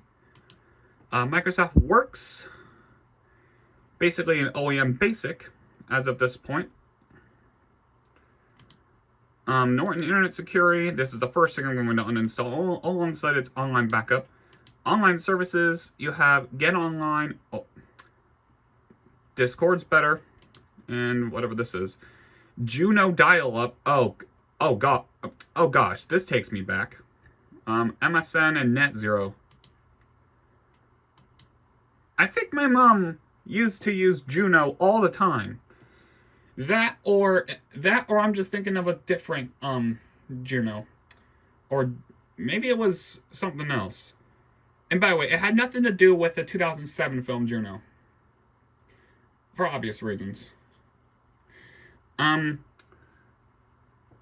don't know what I'm thinking of, but you know, PC help and tools, you have the hardware diagnostics, support information, and sound troubleshooter, which you would only use if Realtek basically removed its drivers for, I don't know what. Recovery manager, you have the recovery disk creation and the recovery manager. And then startup is picture mover, so that would start up automatically. Install Office trial. I'm not sure which version of Office it is. And then user guides. So this is basically the manuals for the PC. And then we do have a few things on the desktop. Well, one major thing is eBay, and that's about it. So, let's go ahead and launch into the Properties tab on the computer thing here. Windows is activated. Beginning in Windows 8, if you were not connected to the internet, no, you would need to have Windows connected to the internet just to activate. However, with Windows 7 and Vista, and I assume XP as well, that wasn't an issue. So, oh, system rating is not available. Let me take care of that real quick.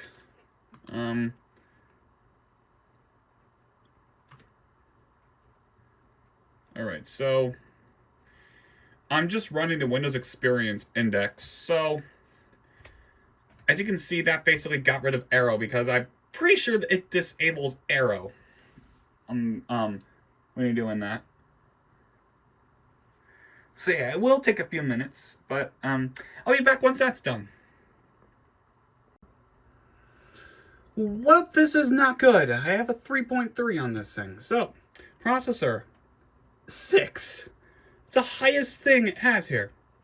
Oh yeah, and this one's 7.9. So, not like Windows 8 where it can do like 9.9. And I'm pretty sure this was discontinued in Windows 10 for obvious reasons.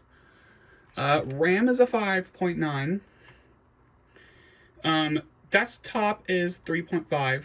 Gaming graphics, yeah, once again, if you don't know what this is, it basically is determined by the lowest subscore. So, 3.3, meaning, yeah, I don't think you're going to be able to run, like, the best of the best games on here. Primary hard disk is a 5.9, so actually that's not bad.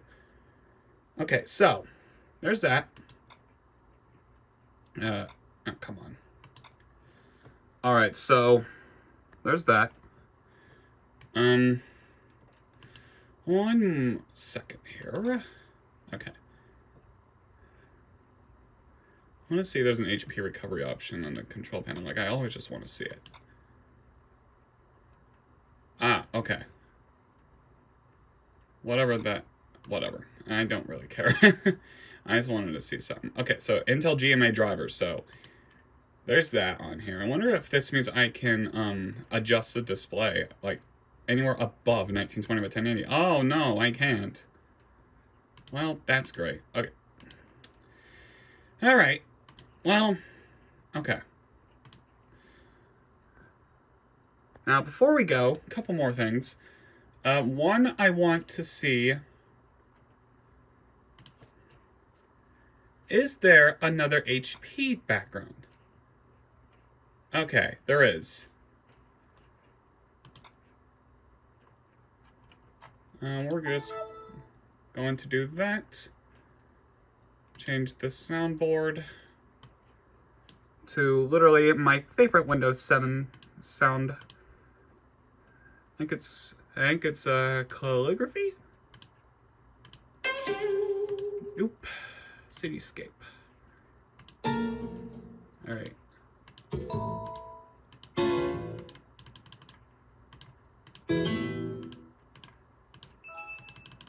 Nice.